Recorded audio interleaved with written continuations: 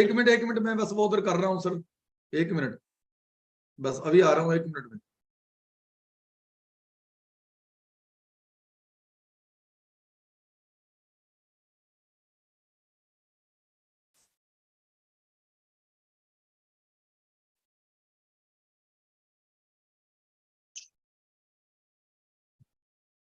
इधर से बंद कर दो, जिसको आना है उधर से आएगा, उधर से आएगा जिसको आना है। रवि गुप्ता जी का हैंड रेज है, और तो किसी का नहीं रेज है जी। अगर किसी का भी हैंड है, किसी ने पैनलिस्ट में आना है तो वो काइंडली एक्सेप्ट कर लें ऑफर में, हमको हैंड रेज कर दें तो मैं उनको रिक्वेस्ट भेजी जा रहा हूँ साथ में, जैसे ही मेरे को हैंड रेज नजर आए। मैं भेजता हूँ। सुनील वो कर ले, म्यूट कर ले अपने आप को। हाँ जी, शुरू करें सर। यस। हाँ जी, नमस्कार एवरीवन, मैं Ashwini Jindal, chartered accountant association और वॉइस ऑफ सीए की तरफ से आप सबका स्वागत करता हूं। आई होप एग्जैक्ट फिगर अब मैं फिर भूल गया, 6,73,00,000 शायद समथिंग रिटर्न्स भरने के बाद now all you all will be relaxed. लेकिन हमारी नई असाइनमेंट शुरू हो चुकी है। वो असाइनमेंट है टैक्स ऑडिट की, दूसरी असाइनमेंट है 10B की, जो हमने चैरिटेबल इंस्टीट्यूशंस में 5 करोड़ से ऊपर वाले भरने हैं, और 10BB की, वो भी एक्सटेंसिव फॉर्म है। लाइक टैक्स ऑडिट रिपोर्ट, उसके सामने बोनी लगती है 44 क्लोजेस की, जो उसमें क्लोजेस हैं वो ज्यादा रिगरस है। तो थर्ड हमारी असाइनमेंट है कारों और शेड्यूल 3 की। इन तीनों को ध्यान में रखते हुए हमने सबसे पहले रिक्वेस्ट की हमारे इंटरेस्टेड पार्टी संजय अग्रवाल जी, जो हमारे वॉइस ऑफ सीए के फाउंडर हैं। इंटरेस्टेड पार्टी मैं इसलिए कह रहा हूं कि 10B में इंटरेस्टेड पार्टी बहुत जगह पे आती है, कि स्पेसिफाइड पर्सन और इंटरेस्टेड पार्टी। तो पहला प्रोग्राम हमारा टैक्स ऑडिट रिपोर्ट पे हमने प्लान किया है संजय जी का। सेकंड प्रोग्राम हम बड़ी जल्दी प्लान करेंगे दोबारा, हालांकि एक ओवरव्यू हम दे चुके हैं 10B के ऊपर एक्सटेंसिवली 3 to 4 आवर्स का, वो करेंगे बड़ी जल्दी 10B 10BB के ऊपर। थर्ड प्रोग्राम अभी मेरी कार्तिक से बात हो गई है, वो 18 तारीख को कारों और शेड्यूल 3 के ऊपर प्लान करेंगे, ताकि तीनों असाइनमेंट्स आप बड़े अच्छे ढंग से प्रोफेशनली बेस्ट तरीके से उसको डिस्चार्ज कर सकें, जिसकी लास्ट डेट ऑलमोस्ट 30 सितंबर है ही। कंपनीज एक्ट में मे भी 5 सितंबर तक आपको बैलेंस शीट देनी पड़े, तो सब चीजों को आप मीट आउट कर सके with in the time line और विद द परफेक्ट मैनर्स। तो इस वजह से हम तीनों प्रोग्राम बड़ी जल्दी आपको एवरी वीक एक एक प्रोग्राम करके करेंगे। आज हमारा पहला प्रोग्राम टैक्स ऑडिट रिपोर्ट पे है संजय अग्रवाल जी के साथ। मैं जितने भी हमारे पैनलिस्ट हैं जिन्होंने हैंड रेज किए और भी जो आना चाहते हैं, वो उनका सबका स्वागत करता हूं। और उसके साथ जो हमारे अटेंडी हैं, एट प्रेजेंट 262 अटेंडीज हमारे ज्वाइन कर चुके हैं, तो मैं आप सबका भी स्वागत करता हूं। जितने अब आ रहे हैं उनका भी एडवांस में स्वागत करता हूं कि आप लोग इतने नंबर में हमारे साथ जुड़े टैक्स ऑडिट रिपोर्ट के लिए। आज हमारी जो फैकल्टी है, जैसे मैंने कहा, भी इंटरेस्टेड पार्टी इस वजह से भी है क्योंकि वॉइस ऑफ सीए के वो फाउंडर है और हमारे सेंट्रल काउंसिल मेंबर हैं। इलेक्शनों में भी, अगले इलेक्शन लड़ रहे हैं तो तब भी इंटरेस्टेड पार्टी है। और तीसरा, संजय अग्रवाल जी डायरेक्ट टैक्स कमेटी के चेयरमैन है, जिन्होंने अभी रिसेंटली जो हमारा exposure draft on tax audit report है उसको अभी रिवाइज मॉडिफाइड किया है, अवेलेबल टू मेंबर्स किया है। उसमें काफी चेंजेस इन्होंने कंट्रीब्यूट किया है, मेजरली इन्होंने कंट्रीब्यूट काफी किया है उसमें। तो इस वजह से हमने संजय जी को रिक्वेस्ट की कि आज आप टैक्स ऑडिट रिपोर्ट के ऊपर हमें डेलीबरेट अपॉन करें। तो संजय जी को इंट्रोडक्शन में इतनी देना चाहूंगा कि संजय जी ने वॉइस ऑफ सीए की शुरुआत की, जिससे मेंबर्स को कंट्रीब्यूट करना उन्होंने प्रोफेशनली शुरू किया, जिसमें सबसे पहले इनकी मेल आती होती थी अपडेशन मेल। उस अपडेशन मेल को हमने बुक के माध्यम से होती नहीं थी, अब भी आती है। वो तो अपडेशन मेल में, सॉरी मैं अपने आप को रिफाइन कर दूं, वो जजमेंट्स पे आती थी पहले ओनली, अब तो वाइडली मतलब कहते डिवर्सिफाइड टॉपिक्स पे आती है। तो उसको हमने कंपाइल करके बुक भी बनाई और भी काफी टॉपिक्स के ऊपर हमने बुक के माध्यम से भी दिया। और वॉइस ऑफ सीए ने बहुत से माध्यम से लास्ट ईयर एक नया इनिशिएटिव लेते हुए जो हमारे प्रोफेशन में कुछ एक नेगेटिविटी फैला रखी थी लोगों ने हमारे यंग चार्टर्ड अकाउंटेंट्स के प्रति, आज की डेट में तो पॉजिटिविटी ज्यादा हो गई है कि चार्टर्ड अकाउंटेंट मिलते ही नहीं है। आप किसी भी रेट में बोलो कि जी चार्टर्ड अकाउंटेंट चाहिए, वो कहते हैं हम अवेलेबल नहीं है। आज की डेट में मेरे पास 100 जॉब्स अवेलेबल है लेकिन चार्टर्ड अकाउंटेंट एक भी अवेलेबल नहीं है। लेकिन आज से पहले जो नेगेटिविटी थी उसको दूर किया इन्होंने। हमारा पिछली बार हमने हमारे जो young brother and sister chartered accountants हैं उनको हमने नॉट ओनली फैसिलिटेट बल्कि रिकॉग्नाइज किया कोविड के बाद, ताकि वो एक मेन स्ट्रीम से जुड़ सकें, गुरु जी से आशीर्वाद ले सकें, और उनके लिए प्रोफेशनल अपॉर्चुनिटीज के ऊपर भी प्रोग्राम किए कि कैसे आप अपनी प्रोफेशनल अपॉर्चुनिटीज को ग्रैब कर सकते हो। तो संजय अग्रवाल जी इन सभी इनिशिएटिव के साथ एसोसिएटेड रहे हैं वॉइस ऑफ सीए के माध्यम से, और हम चार्टर्ड अकाउंटेंट एसोसिएशन के माध्यम से भी। आज जो हमारा प्रोग्राम है वो सर्टिफिकेट वेबिनार है। इसका सर्टिफिकेट जो पूरे 2 घंटे अटेंड करेंगे उनकी हम डाटा लेके जूम से उनको certificate with in few days और 1 to 2 वीक्स हम अपनी गूगल ड्राइव पे अपलोड कर देंगे चार्टर्ड अकाउंटेंट एसोसिएशन की तरफ से। तो मैं आप सबका एक बार फिर से स्वागत करता हूं, और आप सबको संजय जी को रिक्वेस्ट करता हूं कि वो tax audit report most important topic के ऊपर अपनी डेलिब्रेशन स्टार्ट करें।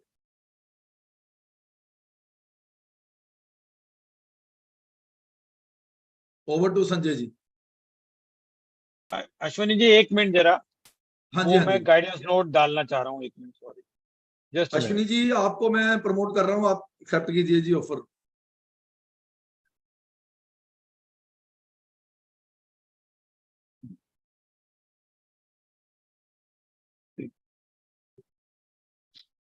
है, नहीं कर ले तुम। ये तो पहले बोल देते, 1 मिनट लगना था, मैं और बोल लेता। हाँ बोल ले थोड़ा सा जल्दी, जस्ट ए मिनट। एक्चुअली वो मेरे को लगा कोई ना कोई क्वेश्चन आएगा guidance.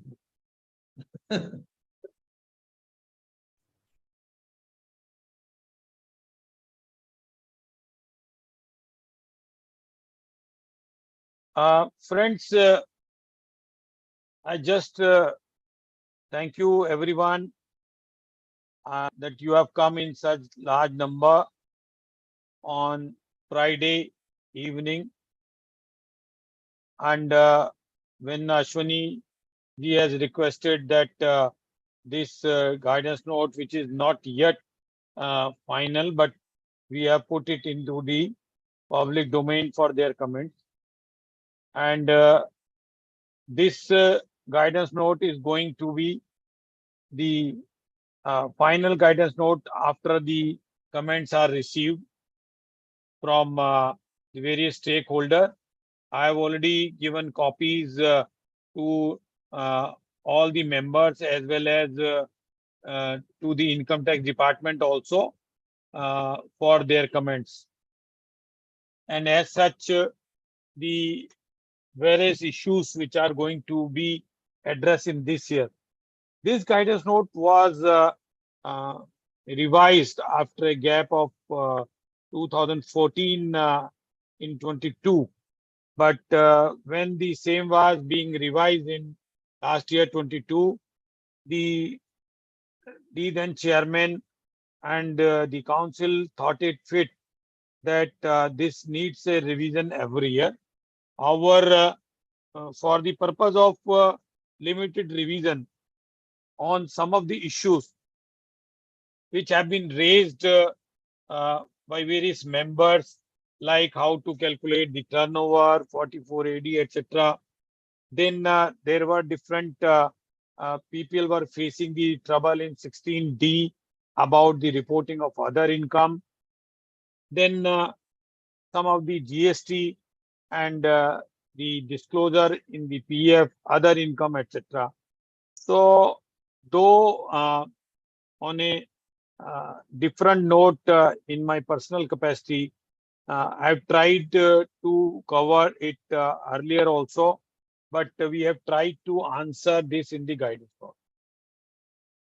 Friends, just for your information, we have included one appendix in the last, which tells how to calculate the turnover in the case of derivative.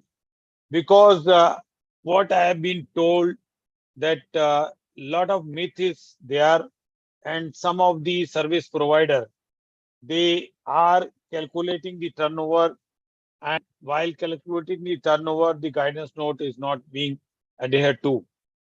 And specifically last year when we took a different stand, which was altogether different from uh, the starting in the definition of the calculating the turnover.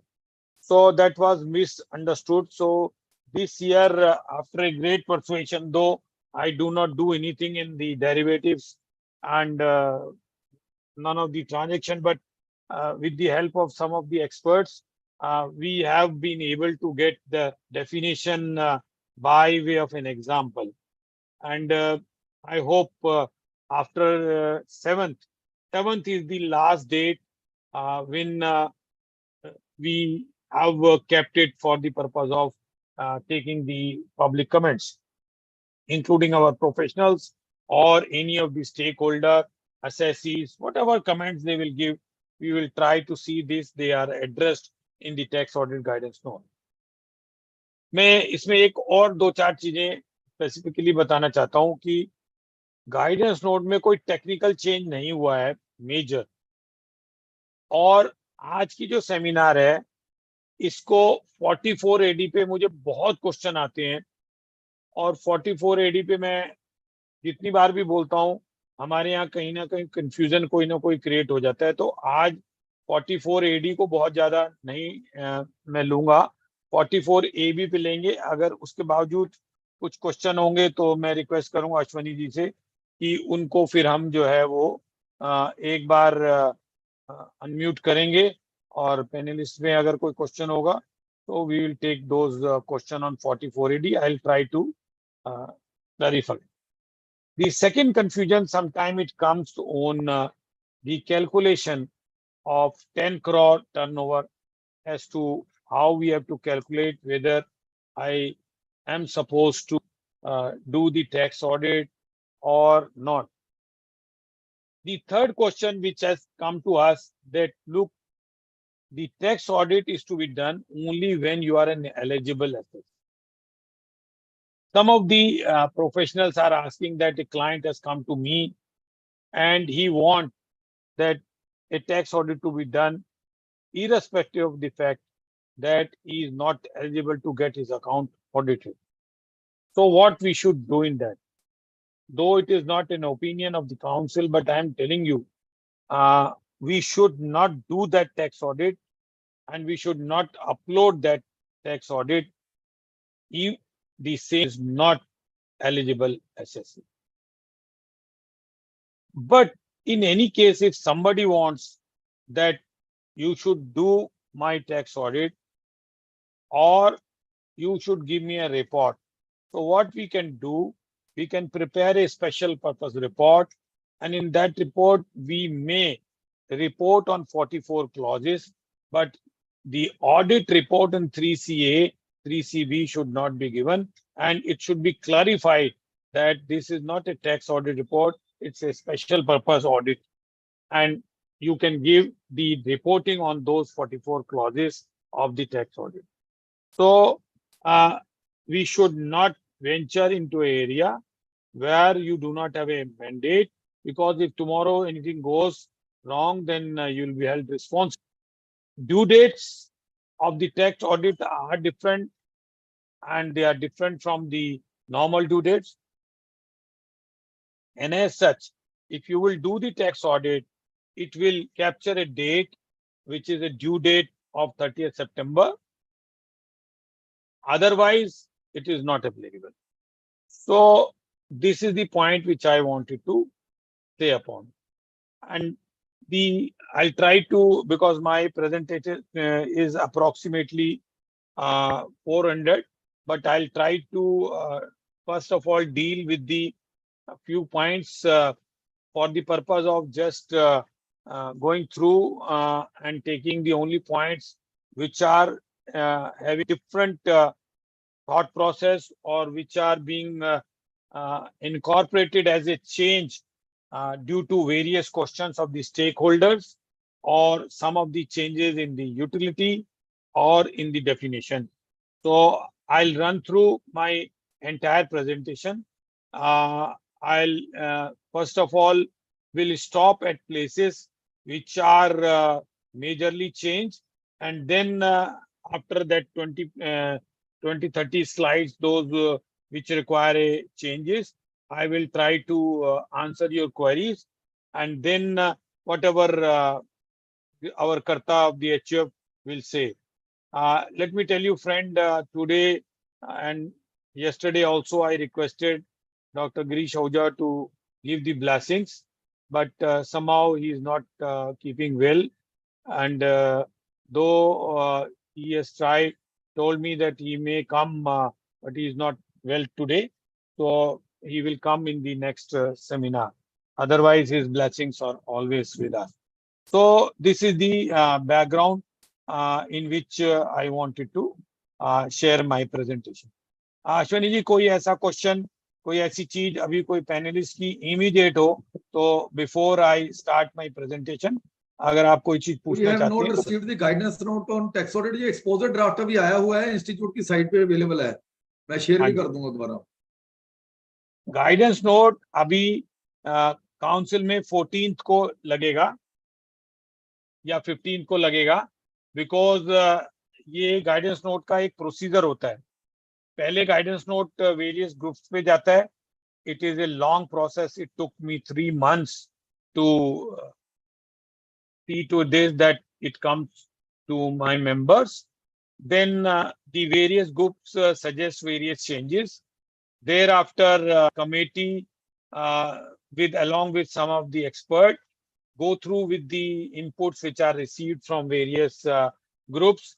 And I think this year we have formulated around 25 groups for the purpose of the guidance note. We have given chapters, clauses to the all the members, and a lot of suggestions have not been accepted because they were changed in the shoot stand, and a lot of changes have been accepted also. That is why I have made a request. I have put in various groups that please go through the exposure draft, because now once we receive the input on your draft, your whatever observation, objections, contribution, that will be considered by us. And then finally, those suggestions, after incorporating that, it will be brought to the council. And once it is approved by the council, this will be effective for the purpose of guidance of the members. So ये एक छोटा सा वो है. कुछ क्वेट Q&A में कुछ 5 question आ रहे हैं. राजेश पांड्या जी ये पूछना चाह रहे हैं कि क्या बैलेंस शीट फॉर्मेट में कोई चेंज है. Yes, the non corporate entities, now there is a balance sheet format, P&L format, that has been prescribed by the institute, but the date of implementation has I think has not yet been notified. That guidance note will be applicable in this year or not. It is subject to that. So please keep a tab on the institute website. The date will be announced very shortly. So this is the first question of Mr. Rajesh Pandya. Then we have another friend, Bhupinder Singh ji. Disciplinary committee decision on certificate regarding to whom it may concern. Bhupinder ji, this is something which is going in public. It is a judgment of BOD.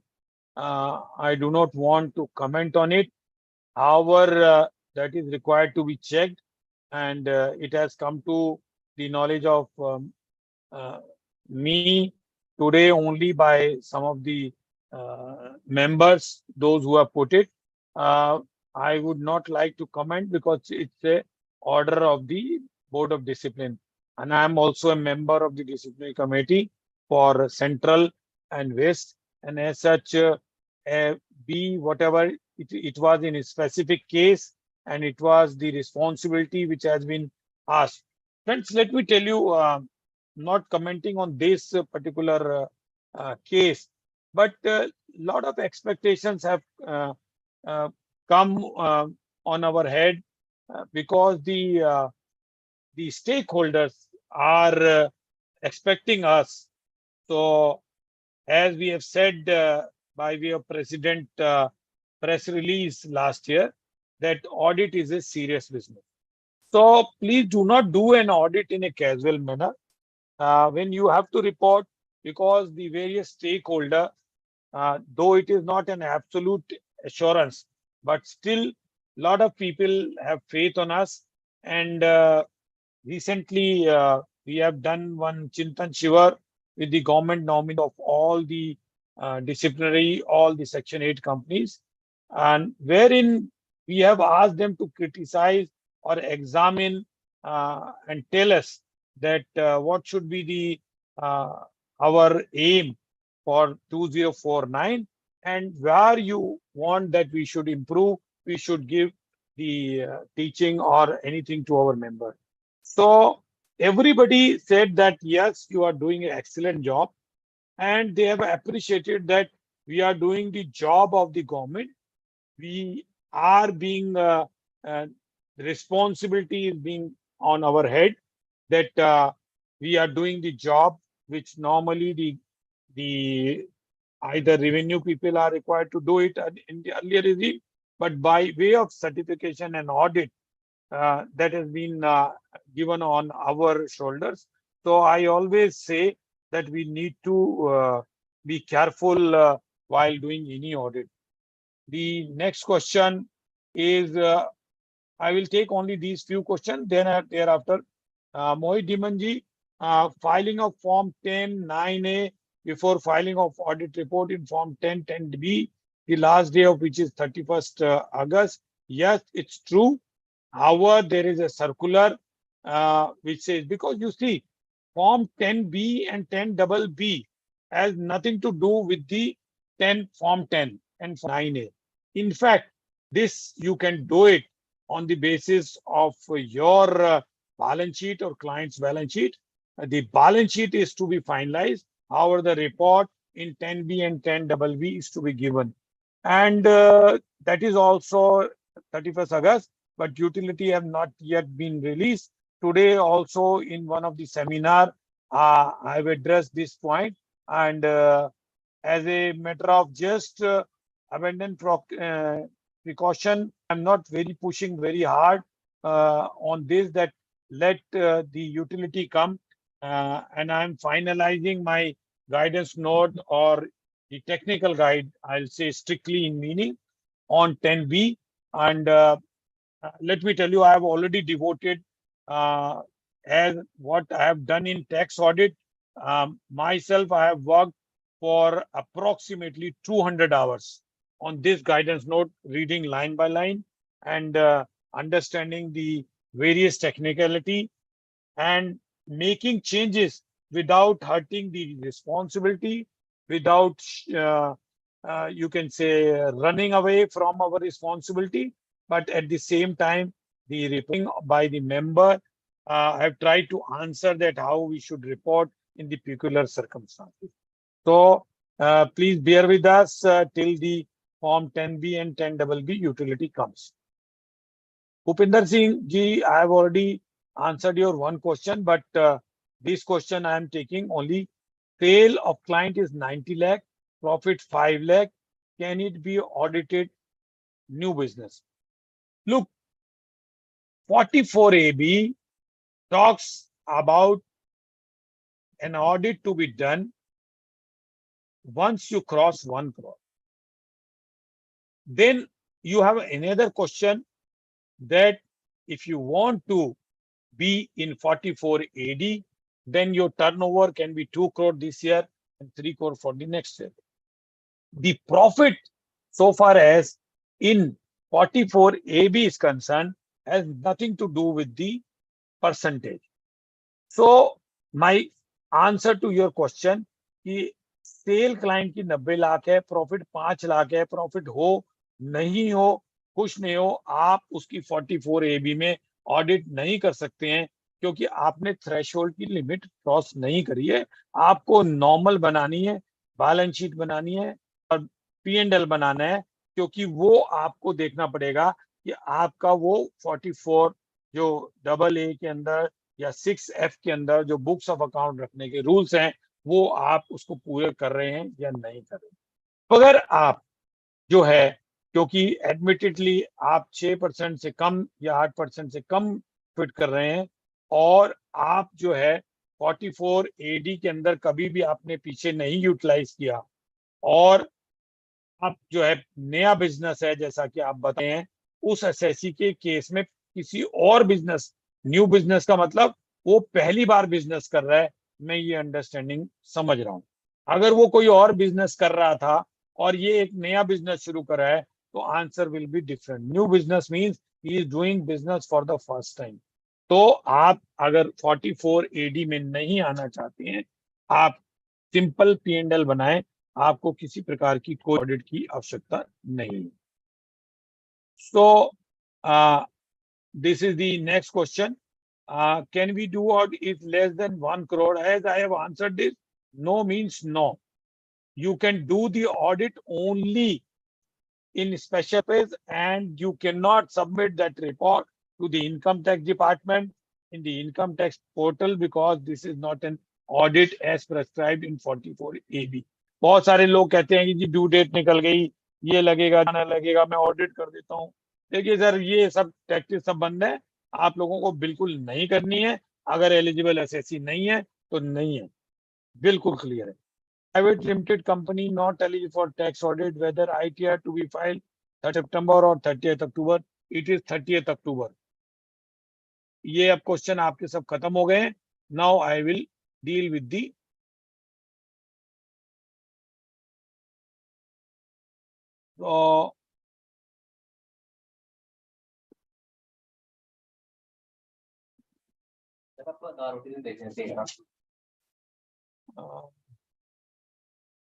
Mute कर लें जो लोग अभी unmuted हैं।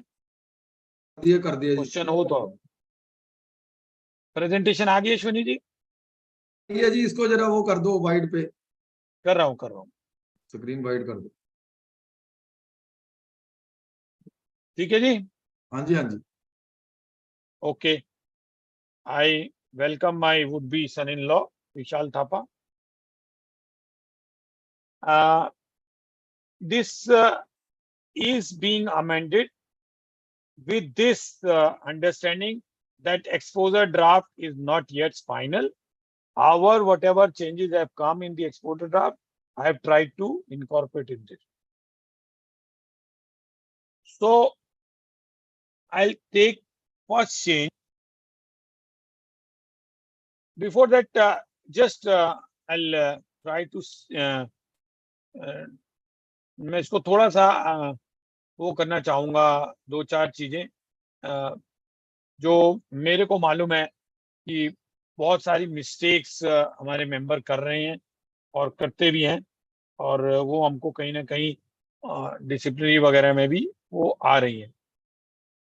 The scope in 3CA is increased. Now, not only I have to examine the books of account, but I have to examine the relevant documents. For example, अगर आप जो है एमएसएमई के ऊपर रिपोर्टिंग कर रहे हैं, तो आपको वो चीज चेक करनी पड़ेगी कि एमएसएमई में प्रॉपर डिस्क्लोजर है नहीं है। अगर आप जो है प्रॉपर्टी की कोई डिटेल देख रहे हैं, तो आपको ये देखना है कि 50 या 56(2)(10) की रिक्वायरमेंट वो आपने देखी नहीं देखी, डॉक्यूमेंट आपने देखे नहीं देखे। अगर आपने नहीं देखे या आपको क्लाइंट ने नहीं दिखाए, तो उसका एक डिस्क्लोजर जो है वो आपको देना चाहिए, और वो डिस्क्लोजर जो है वो ऑब्जर्वेशन और क्वालिफिकेशन के फॉर्म में जो है वो हमेशा जो है अवेलेबल डालना चाहिए, और जितने भी क्लॉजेस चाहे हमारे हों, हमको उसमें डाल देना चाहिए। हमें कभी भी इस चीज से नहीं परहेज करना चाहिए कि ऑब्जर्वेशन कोई क्वालिफिकेशन हो जाएगी या कोई मेरे को हर्ट करेगी, because if you will not tell that what is the your thought process on that. अब कई बार मुझसे जैसे ये पूछा जाता है कि सर जब 3CD पर कोई कॉलम ही नहीं है जिसको आप जो है वो आप अपनी कहीं भी कोई चीज रिपोर्ट करें, तो अब मैं कैसे करूं? तो ये आपको इसमें जो है हम बताना चाहेंगे कि आपका जो ऑब्जर्वेशन का कॉलम है वो हमेशा आपके पास अवेलेबल है। आप वहां पे clause wise, sub clause wise, ये सब आप उसको वहां पे डाल सकते हैं। इसके लिए आपको किसी भी तरीके की कोई भी परहेज नहीं करनी है, वो मैं आपको बताऊंगा कैसे जो है आपको इनको डालना है। तो this is the some point which I wanted to say, that it is not only the books of account, but it is the other relevant documents which are also required to be seen. एक थोड़ा सा कभी कभी question ये आ रहा है कि UDIN, तो अभी यूडिन के लिए अगर आप यूडिन कंज्यूम नहीं करेंगे और आपने जिस टाइम कर दिया है ऑडिट, आपने यूडिन उस टाइम नहीं क्रिएट किया, तो मैं आपको ये बताऊं, डिपार्टमेंट जो है इस चीज का नोटिस भी दे रहा है कि वो टैक्स ऑडिट रिपोर्ट इनवैलिड है। तो प्लीज बी केयरफुल। यूडिन मेरी ओपिनियन में किसी भी तरीके से आप बात के लिए नहीं रखें। यूडिन को हाथ के हाथ उसी टाइम क्रिएट करें और उसको डाल दें। और अगर नहीं भी डालते हैं तो अपने कहीं रिकॉर्ड में रखें कि आपने कौन सा एसएससी कब किया और उसका यूडिन कब आपने उसको कंज्यूम किया। अगर वो आप नहीं करेंगे तो यूडिन जो है वो है। और यूडिन जो है आप एक से ज्यादा अगर क्रिएट लेंगे तो भी आपको जो है हमारे यहाँ से नोटिस कहीं ना कहीं आएगा, बिकॉज डिपार्टमेंट अब हमको डिटेल देने लग गया है कि रिकनसाइल करके एक बार कर दिया सर, म्यूट कर दिया। सुनील बोल रहा है क्या? जोगेश बांका जी का हाँ, मेरे ख्याल में हो गया था शायद, किसी का अपने। अच्छा, हाँ जी।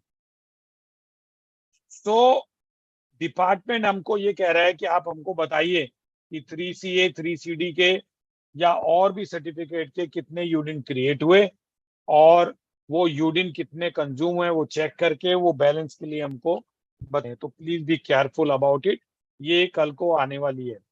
दूसरी चीज कि आप अगर यूडिन विड्रॉ करना चाह रहे हैं तो यूडिन को विड्रॉ करने की भी हमने जो गाइडलाइंस हैं वो इश्यू कर दी हैं।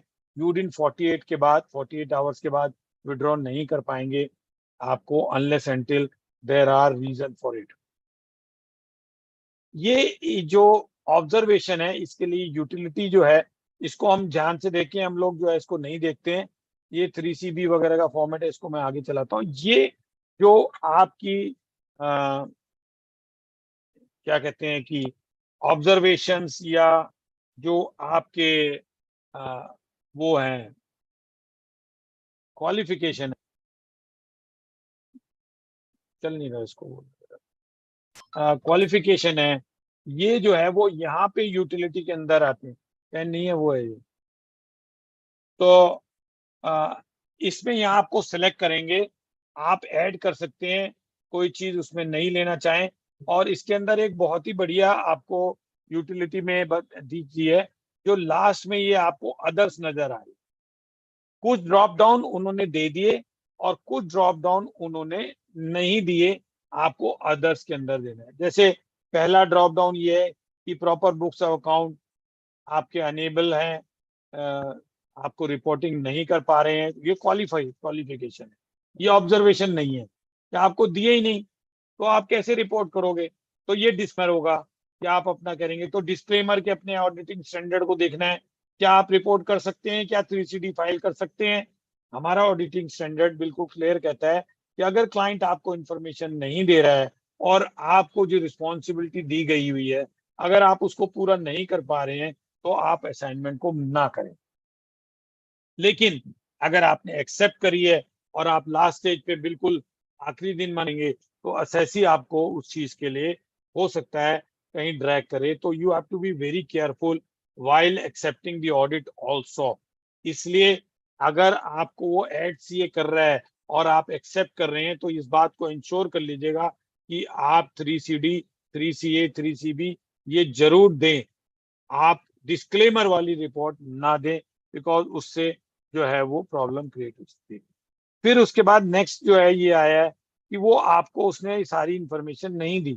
सारी इंफॉर्मेशन का मतलब ये है कि कोई भी इंफॉर्मेशन नहीं दी, ये तो गलत है, लेकिन कुछ इंफॉर्मेशन ऐसी नहीं है या उसने कोई डॉक्यूमेंट नहीं दिया। फॉर एग्जांपल TDS की आपको रिपोर्ट नहीं दी, टीडीएस की आपकी रिटर्न नहीं दी, टीडीएस के आपको चालान नहीं दिए, प्रॉपर्टी के आपको पेपर नहीं दिए, ईएसआई पीएफ के लिए आपको कोई चीजें नहीं दी, तो आपको वो स्पेसिफाई करने हैं, ये क्वालिफिकेशन है। यहाँ पे आपको ये बताने का मौका नहीं मिलेगा कि साहब मुझे ये वाले नहीं दिए, ये नहीं दिए, इसलिए मैं यहाँ रिपोर्ट नहीं कर रहा हूँ।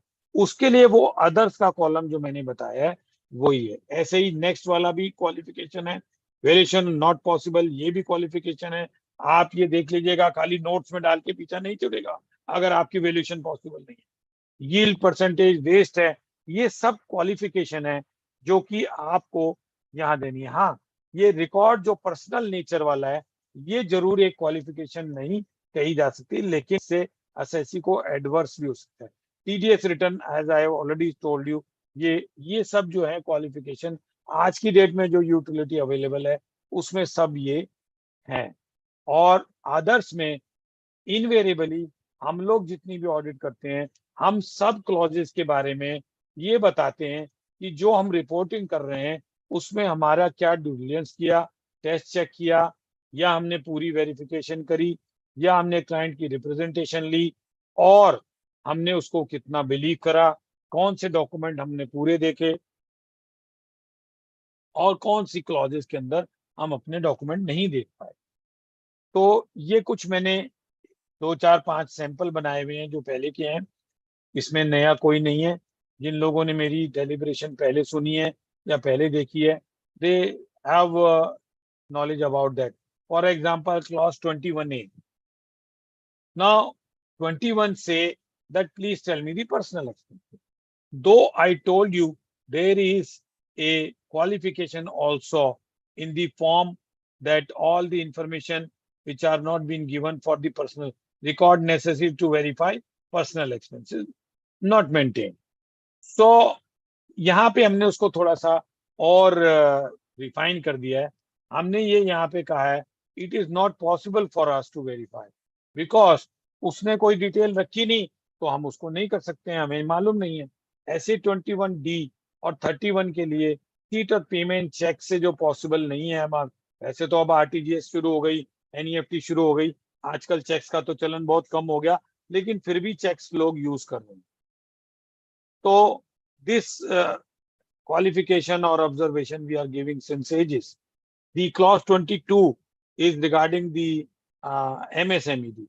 Now, here we need to see this, that either the management is giving you a detail and you are not verifying.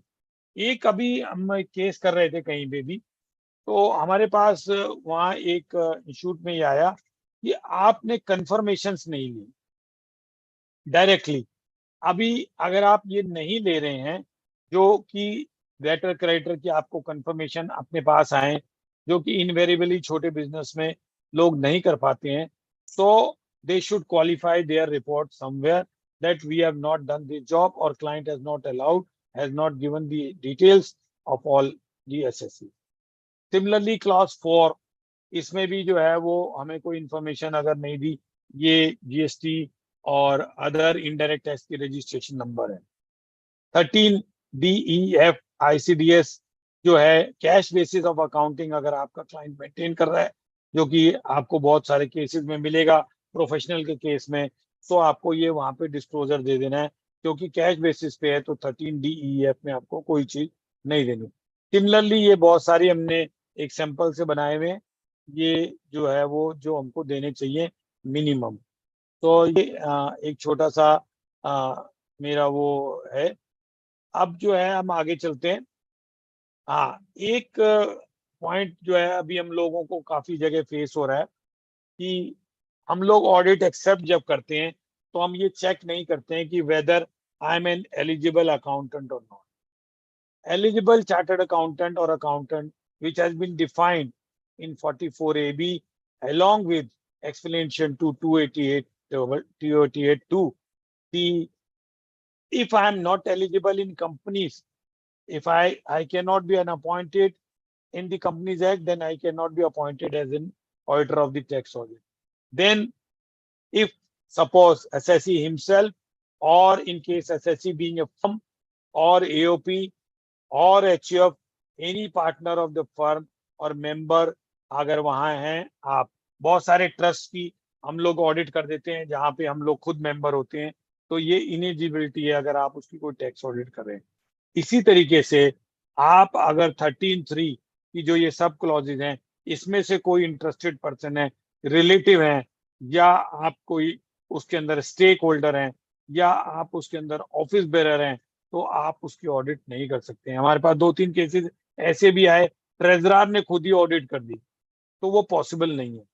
इसी तरीके से अगर आपको आपका रिलेटिव है, इंडेटनेस है, इंप्लॉइज हैं, पार्टनर है आप उस फॉर्म में, सिक्योरिटी आपके पास या इंटरेस्ट है आपके पास, तो ये सब चीजें आप लोगों की हमारी जो है जो इनेबिलिटी है, ये 288 टू सब explanation के अंदर दिए। Please go through with them and do not accept an audit if you are not eligible auditor. This is a question which we sometimes don't look into. Please look into before you accept an audit. Then I'll take you to some of the clauses which are there. Name of the SSE, address, permanent account number. We have given some of the guidelines. For example, if suppose a particular SSE is having 5 branches. Now I am the auditor of only 1 branch, but the name of the SSE will remain same. So what I need to do is this, that I need to specify either in observation or we have to say name of the SSE dash. For example, if I am doing the audit of Delhi, then Delhi unit, I should say. So if the utility is not permitting that, then in case in the observation, we should give it, because the other auditor may be different. And then in that case, we have to also see. Few question which has come to us is about the joint audit, or where there are multiple auditors. For example, in the case of bank. Now I have done my audit, but I am not supposed to upload it, because uploading will be made by one person.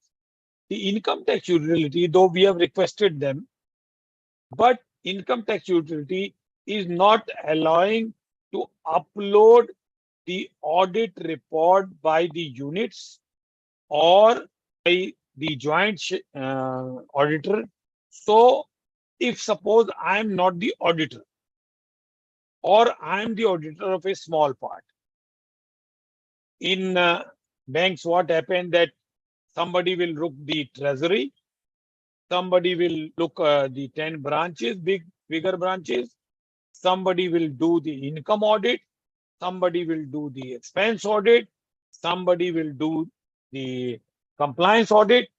So the auditor who's uploading it must take the engagement letter for uploading, and no objection from the other auditor, those who are forwarding the report to the uploading auditor.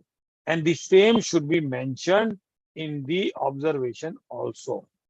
Similarly, the address.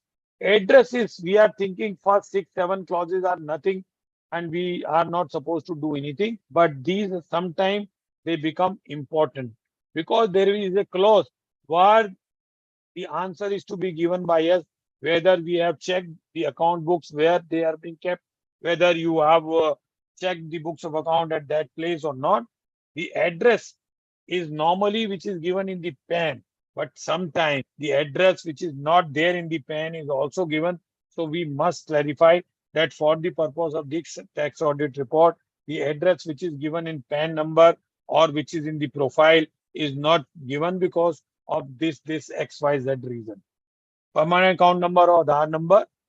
Then indirect tax for, as I told you, status, previous year, assessment year, relevant clause. This I will take you. This is important sometime, because अगर मैंने इसको ठीक तरीके से टिक नहीं किया तो उसका कोई मतलब और निकाला सकता है। इसी तरीके से particulars of member, partner, their profit sharing ratio. we need to give. और आपको बहुत सारी चीजें इसमें डालनी है. मैं यहाँ पे दो चार चीजों को एक यहीं पे एक क्लैरिफाई कर दूंगा, फिर balance of the things I will try give the answer in question answer. The clauses which I am going to take, I'll take the 11B, 11C, and 11A to some extent, and then 13D I will try to reply. Then 13E regarding the 3CD, and then conversion related to some. These are the few clauses which I am going to take, and then 16D. 16D and E. We have made small correction in our stand in the tax audit report, and we have tried to guide the member that what item you should report here or what item you should not report here. Then few changes we have made in the payment made to resident, non-resident also, small changes. Then employer, perquisite, etc. Then 40A3, there are small changes. What is the meaning of the payment, and what are the means which are available? We have tried to give the example. Then the 21E also, we are facing a lot of trouble, because friends, 21E talks about the amount inadmissible. So what is the inadmissible amount? Is the provision. For example, if I have not made any provision of the gratuity, then there can be a violation of AS15. But if I have made the provision of the gratuity, I may have taken the policy. Some companies are providing me the policy, and their contribution, if I'm making, that is not a provision. So we need to see, we need to read section 48(7) before we give any amount. At this juncture, मैं एक थोड़ा सा आप लोगों को और बात बताना चाहता हूँ. 44AB में 3CD फॉर्म में 3-4 चीजों की हमारे पास ध्यान देना चाहिए. कुछ क्लॉजेज ऐसी हैं जो कि इंफॉर्मेशन है. ऑडिटर को इस चीज से कोई लेना देना नहीं है कि वो इंफॉर्मेशन से डिसअलाउंस हो रहा है, अलाउंस हो रहा है, एसएससी की एडजस्टमेंट आ रही है. बिकॉज 143(1) अब जिस फॉर्मेट में है आज की डेट में, उसके अंदर आपका ऑडिट रिपोर्ट से डिसअलाउंस भी वो अलाउ हो गया है, which was not there in 2-3 years, and then prior to that they were doing it. Now once again they have got the power. So before I say anything, I need to see this, that any reporting by me in the clauses may result into an adjustment under section 143(1). So what we try to explain our member, that look, you need to go down to the section, read it, and if you find that the same is to be reported, then please report. And if it is not there, either you qualify, or if your client doesn't want that you should report anything, so you have to take a call whether you have to qualify the report, or you have to make an observation, or you need to take out your client's representation also. For example, if there is a, in this 21E, there is provision, and client says that I will take the policy, but he has not taken the policy till 31st March. But he says, I will take the policy. This is the proposal. I have issued the check. Now that check has not yet encashed while signing the report. Then whether I should give a qualification here. If I'll give a qualification, then in that case, there will be a problem. But if I will not give a qualification or observation, I will be in trouble. So we need to be very careful for any accommodation, anything which we have to give to the assessee. Then again, some of the uh, reporting have come to our knowledge regarding 21G clause. 21G clause talks about contingent liability. Now, what is happening that our members are reporting the contingent liability which is given in the notes to account. But when I will take you to this 21G, you will see to it that what is the requirement of the law. So friends, I will deal this clause also. There is a explanation which we have given. And in the previous slideshow, I will deal in 16D.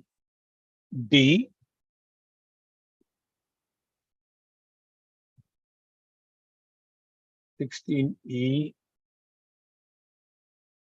Then 18, there is a small change.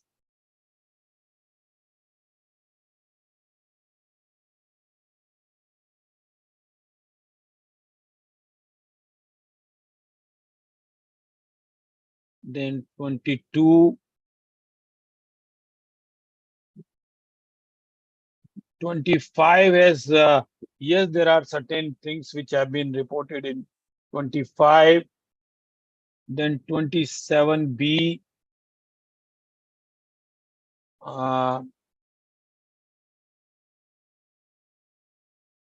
Then in primary adjustment 30A, we have made a small change. Then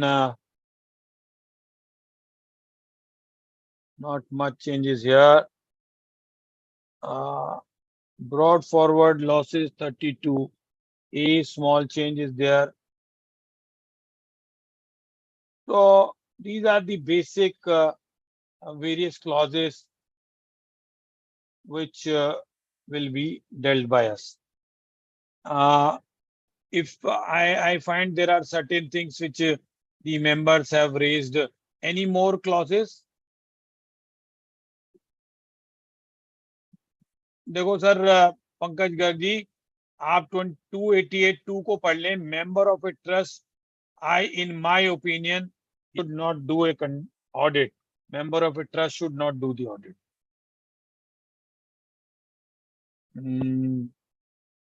Rest, मेरे ख्याल कोई ऐसा question नहीं है Q&A में. Cancel.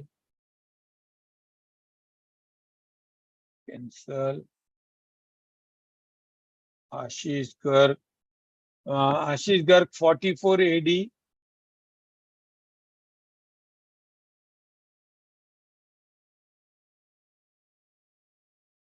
आशीष भाई देखो, आप लोग जो ये क्वेश्चन पूछ रहे हो कि आपका 1 करोड़ की टर्नओवर जो है 21-22 में 1 करोड़ से ऊपर हो गई, आपने जो है वो देखिए 44 एडी के लिए टर्नओवर जो है वो 1 करोड़ नहीं है, 2 करोड़. तो अगर आपने 1 करोड़ से ऊपर ऑडिट कर ली 20-21 में, आपने जो है वो 44 एडी को ऑप्ट किया, तो आप ये आउट माने जाएंगे. ये अब आपको देखना है कि आपने कौन सी क्लॉज को टिक करा. आपने ये देखना पड़ेगा कि कौन सी क्लॉज को टिक किया. ठीक है, थैंक यू. तो this is important.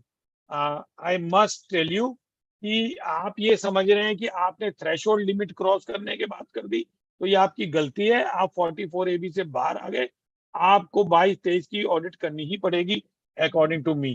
This is my answer.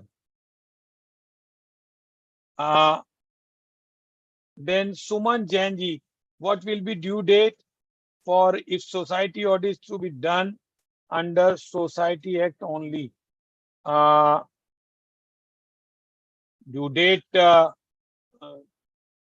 is due date for society audit is if you are a registered society under 1023C 4, 5, 6, or you are registered under AA, then it is 30th September, and return filing date is October, and filing of 10B, 10BB as of today is 31st August.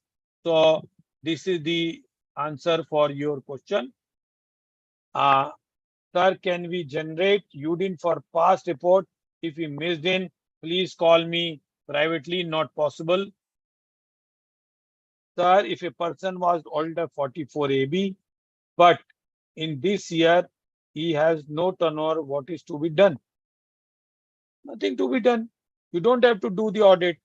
You have to see this. If you don't want to use the 44 AD, in that case, you prepare the profit and loss count, balance sheet, just file the return, nothing else. No audit. Devkin Jindal ji, assessee not registered under ESI PF, but he should be registered. Should we qualify the same in the scope of tax audit? Yes, you should do it.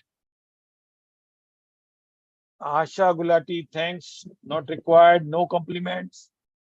Himanshu Vadera, sir, if a firm has many GSTN and one GSTN is showing inactive on the any social reporting required. If he is registered, it is inactive, then you have to see whether he has surrendered it or whether it has been deactivated. If that is deactivated, then if you are using that and you are giving some of the credit in that case, you should give in the observation. The last query is of Nishant. How the independent, Nishant, somebody has come inside. One more query. Please don't type more queries. I'll take after half an hour rest of the query. Nishant, how the independence and influence be decided in the small private limited companies where we are appointed by them? We have to face losing some of them. You see, go to my code of ethics. We have amended it. You see, independence is a perception, is a mindset. If you think that you are not independent, then I can't help it. And losing of the job or is a myth. If you keep on, otherwise you will face the disciplinary. If you will not be independent, the independence is a mindset, and I should say that you should try to see to it that you are independent. Not only you look, but you also should be in actual also. So let us see that this question I can't answer plainly. If you have anything, please pin me. Then I'll try to tell you something. So this is the answer. Then Arun Tibriwala ji, details to be submitted under. And now I will come. Wherever it is not possible, we are trying to tell you that if at all you want to give a disclaimer, you can give that also. But try to answer most of the question. If you are not in a position to answer and it is affecting a lot of things or the materiality, then you must qualify. The Rajan Jain CPS disallowed the amount of contingent. You see, this is the question I have already answered, and I am going to take this clause also. Please wait till such time.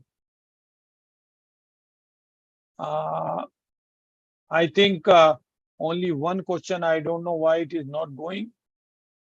Something is wrong, or I have to say something like this. Why it is not going? It's coming. So I'll leave this. Let me see. There is some technical trouble. So in the chat, there are 4. You see, any revaluation which you are doing, this is subject to reporting. When you change in the accounting system, accounting method, you have to report. Mr. Bhagwan Agarwal ji, this is the answer to your query. Chat, please do not type anything in chat. I'll not be able to take chat questions. Always type in the Q&A. So this is something. So I will take you to the major points. Okay.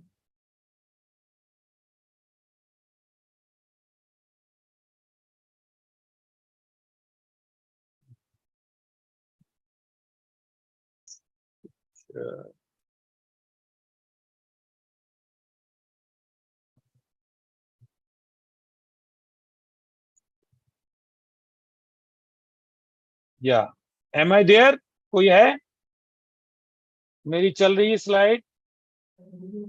हाँ जी चल रही है जी। कहाँ पे है इस time? नहीं चल रही, मेरे यहाँ नहीं चल रही। Part number clause one. Number 1 2 3। अगला क्यों नहीं जा रहा? यस, अभी 1 2 3 की यूटिलिटी आ गई ना सुनील? हाँ जी हाँ जी आ गई। ठीक है, okay.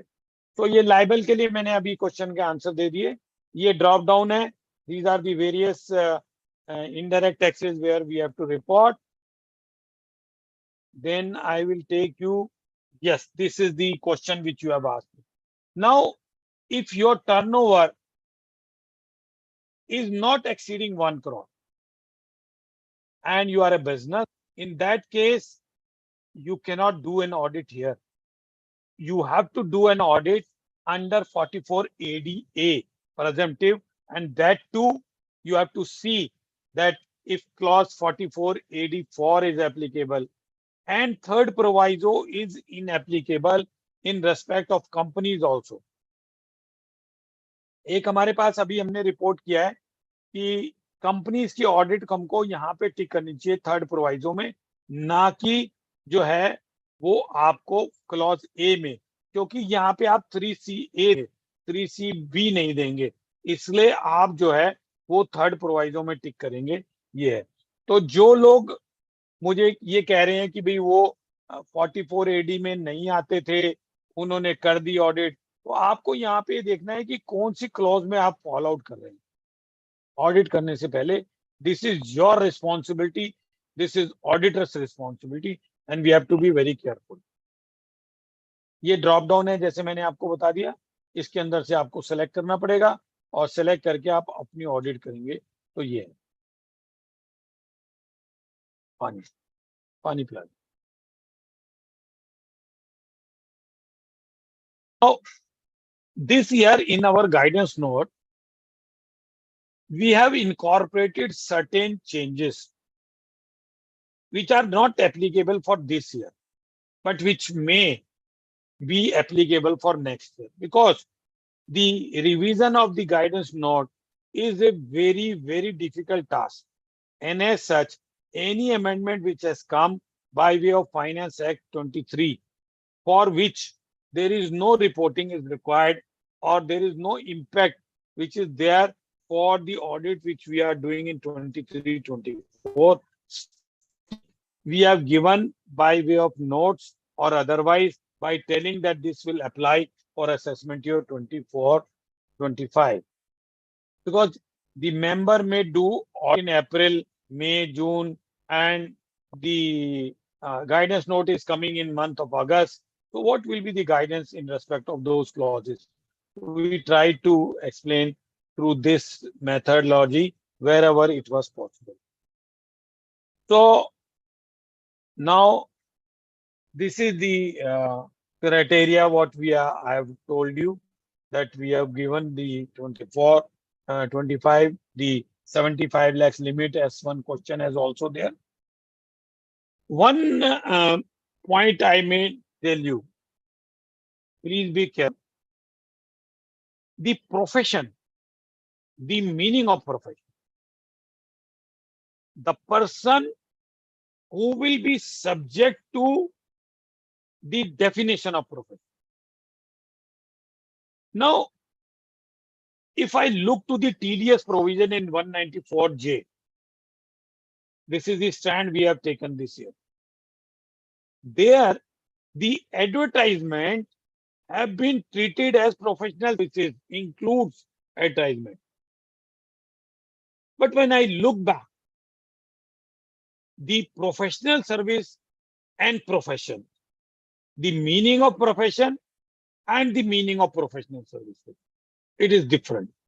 So we have gone back, we checked the definition of 44AA, we checked all the amendments, all the notification, and we have found that the advertisement business, though it is referred as professional services in 194J for a limited extent, the same is not covered as a profession, and it is required to be assessed, or it will be required to be treated just like as a business.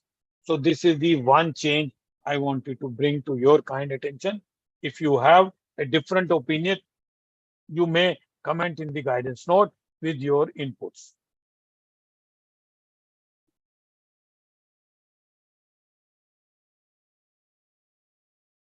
Friends, I will take all the clauses wherever you find later on. Regarding this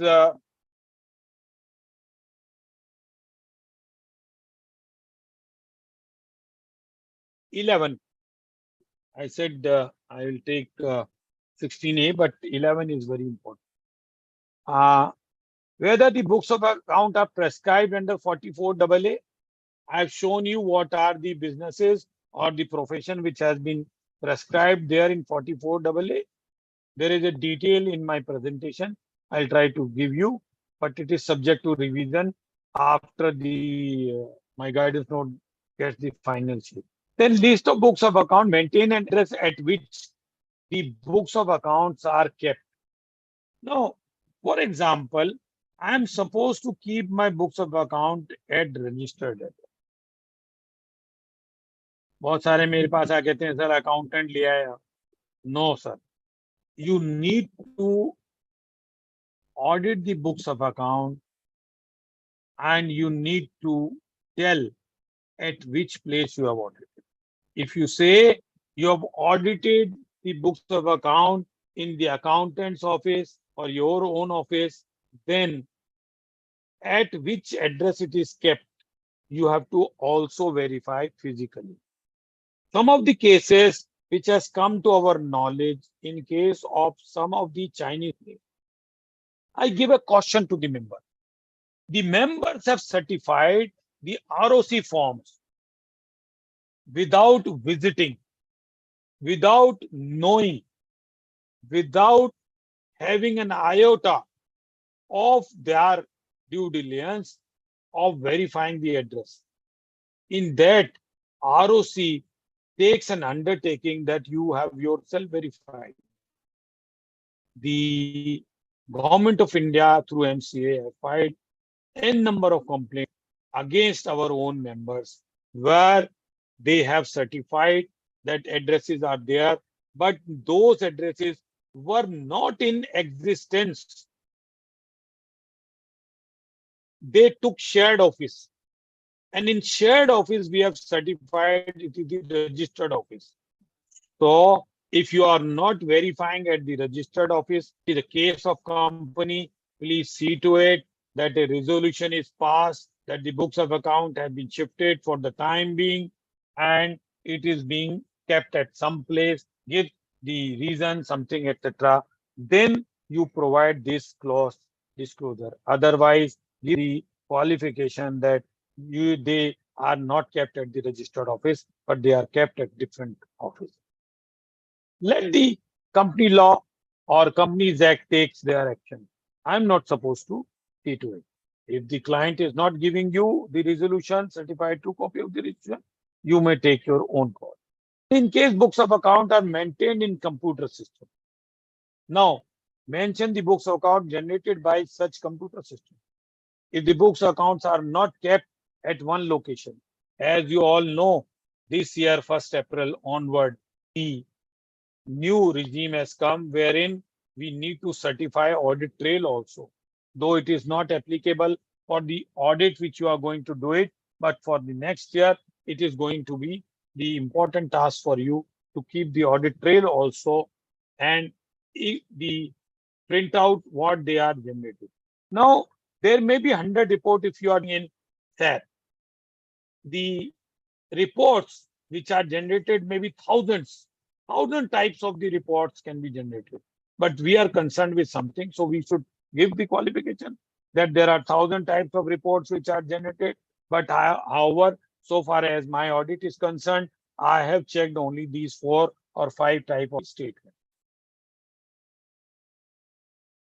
Then next, if the books account are not kept any one location, there are multiple locations, then I need to provide the addresses and location of all those. Please keep in your audit report the Google location link of all those things, and that can be given in the your observation. Also append it there, the Google location, capture it, ask your client to capture it, do get it reported in the management representation, and see to it that you are also knowing about the locations of those things, precise location of those things. If we need to spend more manpower, more things, then we need to do it. Or else, if you are not in a position to do it, please mention and qualify this clause 11B that the client has not provided, they have not allowed you, or they have not given you. So anything which you wish to say. Then books of account and nature of relevant document examine. Very important. I am telling you from my heart that the perception is this, that we are not doing our duty properly. But the department is using these things when they do any adverse thing to the assessee. If I have not provided here and later on it is proved, then I need to see this, that whatever I am putting, I have kept proper documentation, proper due diligence in respect of that. For example, if suppose I have examined at X address. Now X address was there, so I should keep something in my documentation, maybe a photograph with location, maybe something. And if it is maintained in cloud, then what you will do? Because it is maintained in cloud, it can be accessed from anywhere. Then you should qualify, you should give in the observation that these are maintained on, and there is no permanent address where they are kept. However, they have been accessed by me while doing the audit on a particular address. This is something I want to tell here. This is the format we have prescribed in our guidance note for the members audit paper. क्या हुआ?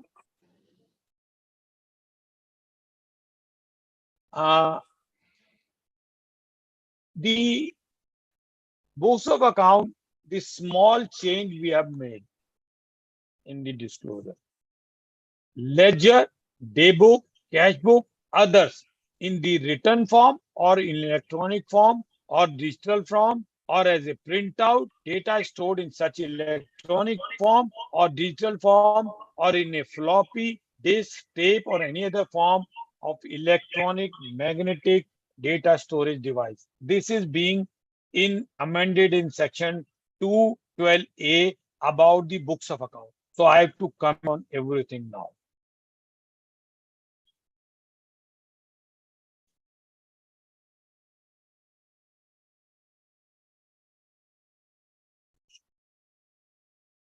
This something is we need to see that if there is a change in the accounting, it may be noted in view of 128 of companies. If you are doing the audit of the company, then you can't keep your books of account on cash basis. It has to be on accrual basis. So we need to mention this as a you can say qualification.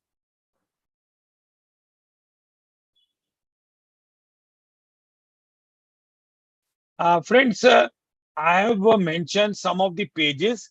These pages are not of the new guidance note.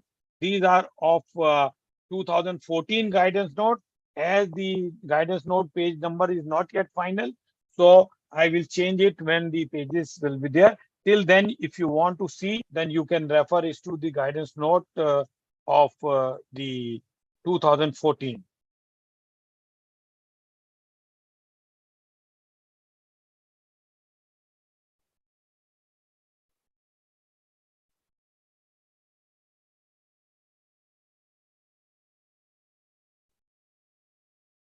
Yes, we have added these two things here because the Ind AS 2, Ind AS 16, and this has also been amended. So we have fixed asset register also in the form of the things which are required to be seen.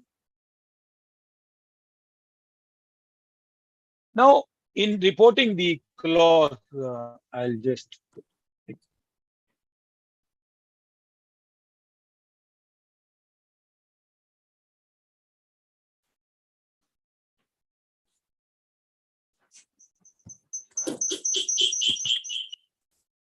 Section 28 talks about convertible into money or not.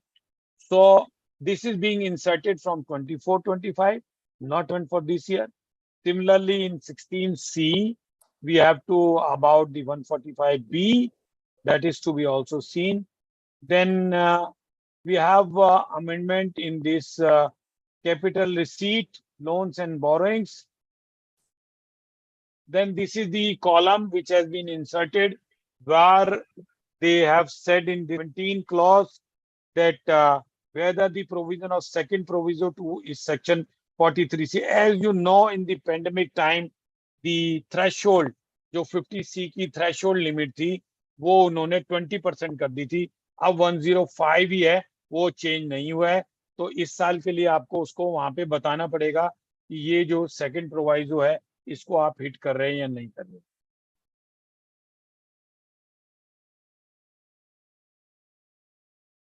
This is the brief background कि अब जो है वो 120 नहीं 110 किया था, इसको जो है वो फिर अमेंडमेंट हो गई है और वो अब प्रोवाइजो नहीं एप्लीकेबल है, तो we have to give it.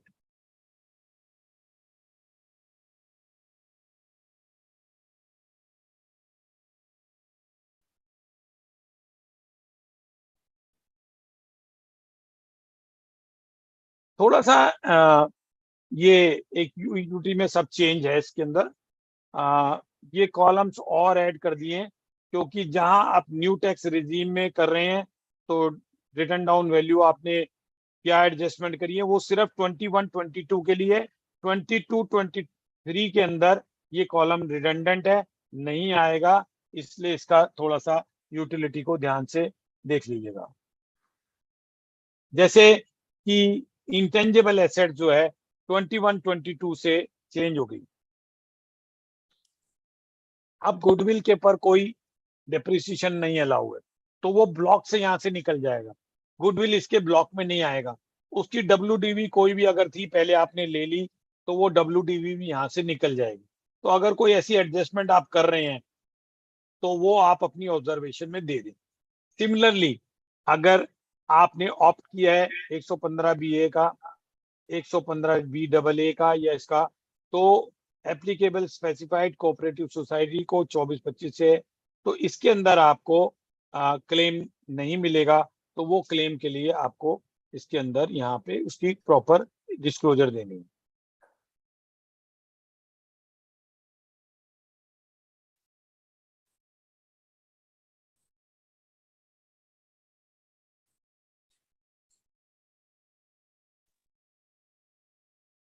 Clause number हम जो है अब आ गए आपके 20 पे.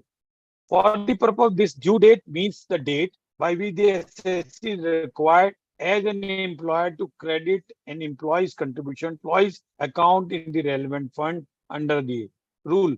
Order notification issued thereunder or under any standing order, award contract of service otherwise. ये कई जगह जो है हमने ये देखा है कि हमको डिटेल देनी है. जैसे कि 3615A में अभी जैसे रिसेंटली इन्होंने कुछ 15 दिन की कोई रिलैक्सेशन दे दी, तो वो ड्यू डेट अगर आपकी कोई चेंज हो रही है किसी ऑर्डर से या किसी रेलेवेंट स्टैच्यू में कोई रूल से या कोई नोटिफिकेशन से, तो वो अगर आप ड्यू डेट यहाँ पे चेंज कर रहे हैं तो वो ड्यू डेट आप अपनी ऑब्जर्व में जब चेंज कर रहे हैं तो जो कि नॉर्मल मान लीजिए 15 या 18 तारीख है, तो अगर 15 की जगह 25 कर दिए उन्होंने, तो वो आप 25 यहाँ डालेंगे और ऑब्जर्वेशन में अपने देंगे कि ये हमने 25 कर दिया because of this particular notification. अब सर हम यहाँ पे आते हैं, क्योंकि मुझे इस पर्टिकुलर क्लॉज को पढ़ने के लिए बड़ा ध्यान से देखना है। ये प्रोपराइटर के केस के अंदर बहुत ट्रबल आ रही है, या उस केस के अंदर जहां हम कुछ चीजें P&L के थ्रू की जगह कैपिटल अकाउंट से थ्रू मूव कर रहे हैं और हम यहाँ रिपोर्ट कर देते हैं। जब हम यहाँ रिपोर्ट कर देते हैं तो क्या होता है कि वो जो है आपका कि वो डिसअलाउंस का एक ये पूरा आपकी 21A क्लॉज को एक साथ में एक एक करके ले रहा हूं।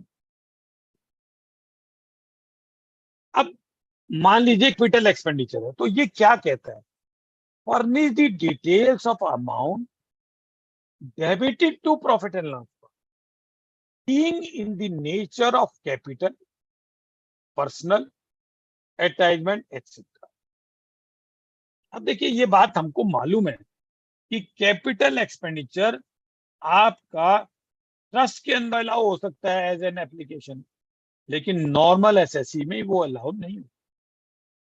तो अगर आपने यहाँ रिपोर्ट कर दी तो वो आपको वहां देना है, बट आपकी नेचर में कैपिटल एक्सपेंडिचर है, एसएससी की नेचर वो ओपिनियन के अंदर रेवेन्यू एक्सपेंडिचर है। Now you have to take a call, you have to see if it is debited in the P&L account, then I must mention here the particulars. Drop down में आएगा क्या particulars हैं उसके। अब for example मान लीजिए मैंने brief case खरीदा, अब ब्रीफ केस के अंदर मैंने राइट ऑफ कर दिया, तो अब ये एक आदमी तो ये कह सकता है भाई ब्रीफ केस तो कैपिटल एसेट, और क्लाइंट आपका ये कह सकता है कि नहीं साहब ये कैपिटल एसेट नहीं है, ये तो रेवेन्यू एक्सपेंडिचर है, मैंने दे दिया एम्प्लॉय को, कल टूट गया कुछ हो गया तो ये तो मेरा रेवेन्यू एक्सपेंडिचर है। Now you have to take a call and then you have to report. Similarly, in personal expenditure, as I gave you in the beginning, a disclosure that if you are giving anything which is here in the personal nature, then it will be subject to a disallowance. You should see to it that your client makes a adjustment of that account, or in that case, you make a qualify. Now, clubs and entrance fees and subscription. These are the few things which एक sir एक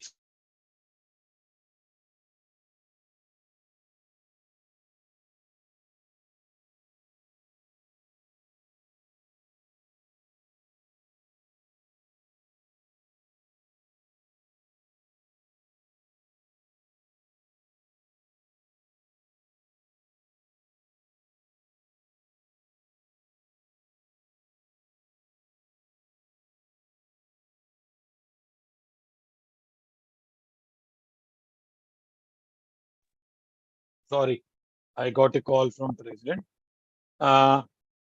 So expenditure incurred on clubs being entrance fees and subscription, they may be allowable, they may not be allowable, but you need to see this.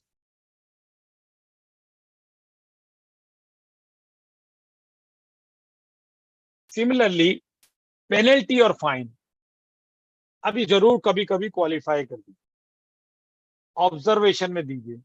For example 200 रुपए का एक traffic का disallowance हो गया, अब उन्होंने कहीं मिसलेनियस एक्सपेंस में डाल दिया, मेटीरियलिटी नहीं है, आपने यहाँ रिपोर्ट नहीं किया, कल इसी बात पे कोई करे तो अपने को रिपोर्ट कर देना कि मेटीरियलिटी करके हमने क्या चीज देखी है, ऑब्जर्वेशन में डाल दीजिए। छोटी मोटी चीजें हमको नहीं मालूम, it is not possible for अस। अब फाइन है, वायलेशन ऑफ एनी लॉ है, अब लॉ कितने सारे हैं, हजारों लॉ है, अब मैं तो भगवान हूं नहीं, तो आपको अपनी क्या बेस लिया है, on what basis you are making a nil report और you are giving a report, you should clarify. Then, which are the expenditure, other penalty or fine? Now, can you say, if suppose I have an agreement with you that you will do this job for 15 days and if you will not do it within 15 days, then you will be liable for a fine. This is not a law. This is a private agreement. So before you give this, please see to it that it is not in the nature of contract, a private contract. Suppose this is an agreement with the income tax department. Suppose income tax department allows me or say that you do this particular forensic within this time, otherwise we'll levy a fine or penalty. Then I'm supposed to give it or not, whether it is a private or whether it is an infringement of any law for the time being. It may not be violation, but it is a compoundation. आप ROC के अंदर compound fine they देते, compound कर देते, violation of law उसका हुआ ही नहीं, क्योंकि आपने कंपाउंडिंग दे दी, तो आपको यहाँ देना पड़ेगा और डिसलॉ भी करना पड़ेगा। ये इस तरीके से आपको यहाँ पे ये डिटेल देनी।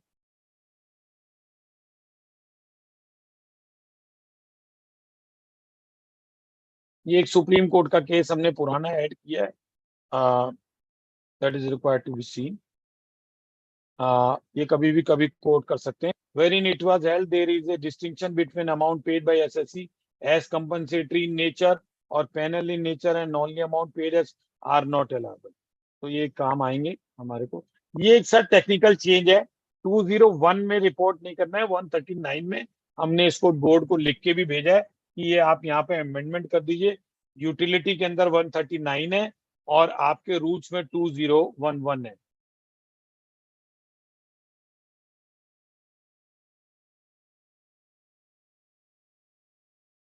ये मैंने यहाँ पे उसकी एक्सप्लेनेशन भी ऐड कर दी है। ये कुछ हमने बताया है कि क्या क्या चीज आपको से देखनी है, 201 के डिफॉल्ट कहाँ से देखने हैं, टीडीएस की कौन सी रिटर्न का फॉर्म देखना है, ये सब हमने बताया। कुछ थोड़ा सा मैं क्वेश्चन आंसर लेके फास्ट करना चाहूंगा, क्योंकि आप लोग अपने क्वेश्चन जितने भी डालना है डाल दें। 43 में 21D के अंदर यहाँ पे और such other electronic method as may be prescribed, ये इन्होंने ऐड कर दिया है। यूटिलिटी के अंदर ये डाल दिया, आपके फॉर्म के अंदर नहीं है, और वो प्रेस्क्राइब्ड कौन से हैं वो इन्होंने यहाँ बताए हैं। वो प्रेस्क्राइब्ड कौन कौन से हैं, जो पहले बुक एडजस्टमेंट को प्रेस्क्राइब मानते थे, ये सब बंद हो गए हैं। अब इन्होंने ये जो है यहाँ चेंजेस कर दिए कि और कौन कौन से हैं, जैसे ये आपके debit card, credit card, net banking, IMPS, UPI, RTGS, NEFT, भीम, आधार पे, ये सब इन्होंने यहाँ क्वालिफाई कर दिए एज द प्रेस्क्राइब।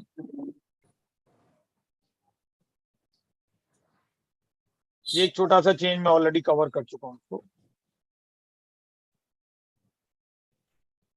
ये हम बता रहे हैं कि आपको क्या क्या पेपर रखने हैं जो आपको जरूरी है।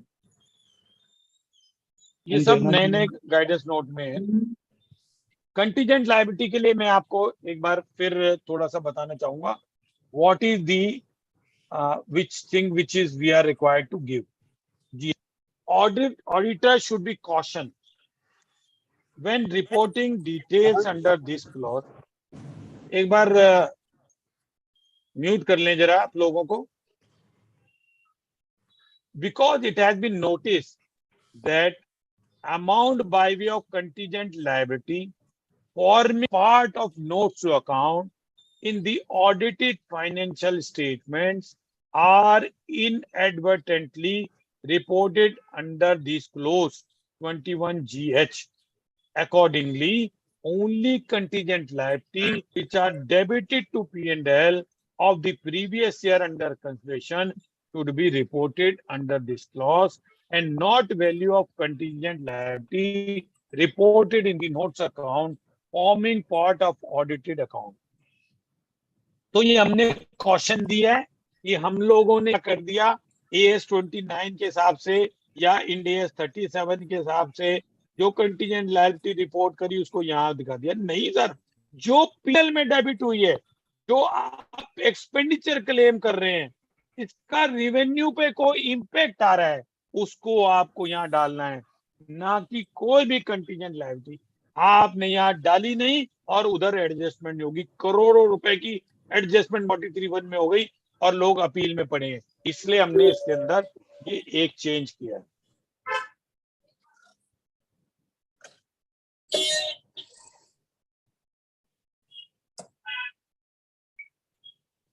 AS18 very important.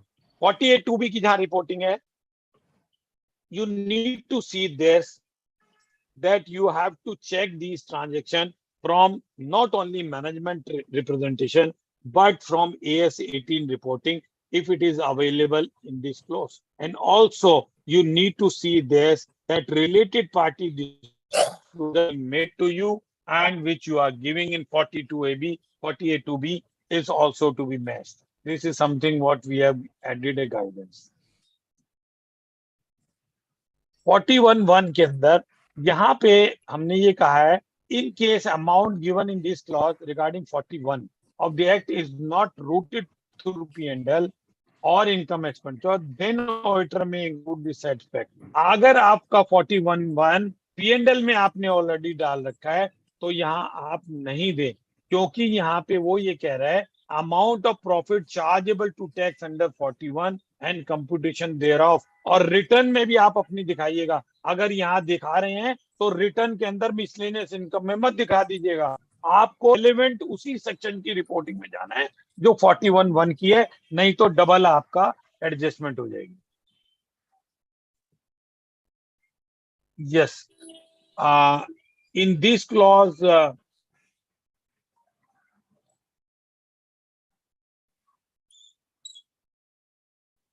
यहाँ पे छोटा सा एक स्टैंड चेंज किया है, एक्चुअली पेड के ऊपर देनी है। ये अमेंडमेंट 1/4/2023 से आई है और इसको हमने यहाँ इनकॉर्पोरेट कर दिया।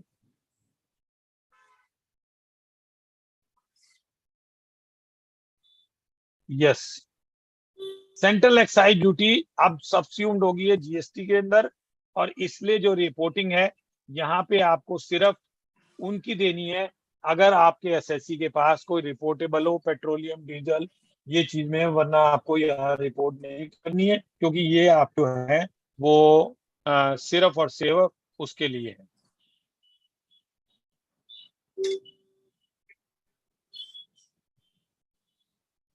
ये अगले साल के लिए है, इसलिए इसको भी नहीं ले रहा।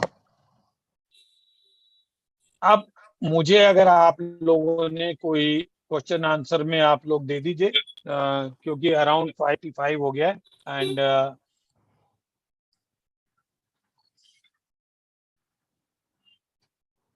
मैं एक आधी क्लॉज और कोई डिटेल में लेता हूं। Yes, as per rule 10CB ये प्राइमरी एडजस्टमेंट अगर आपने ट्रांसफर प्राइसिंग की कोई रिपोर्ट करी है तो वो देनी होती है। As per rule 10CB A secondary adjustment vide finance act 2019 and explain. Ravi Gupta ji आप कहीं बात कर रहे हैं? रवि गुप्ता जी आप अपने आप को म्यूट कर दें। Mister Ravi Gupta, video call करी देख मार ला लेनी है ऑफिस प्लीज लुक इनटू।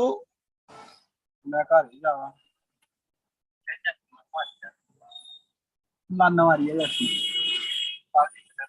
वो ले आने के ते नाल। राजेश, रवि गुप्ता म्यूट करिए, रवि गुप्ता को म्यूट करिए। यस, तो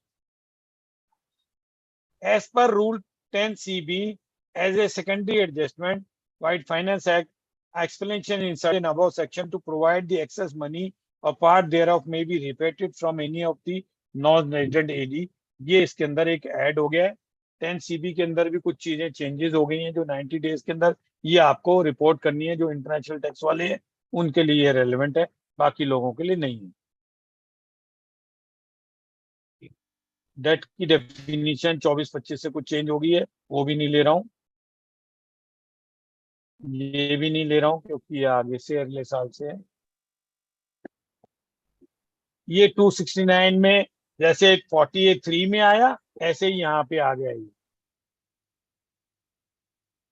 इलेक्ट्रॉनिक मोड उन्होंने ऐड कर दिया।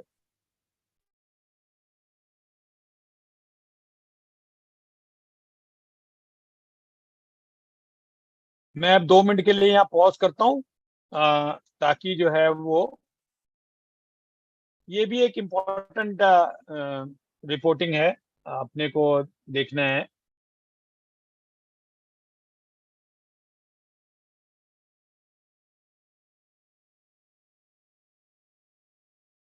In case any undisclosed income determined in the case of SSC during the proceeding of such requisition or such, then no adjustment or set-off shall be allowed against such undisclosed income.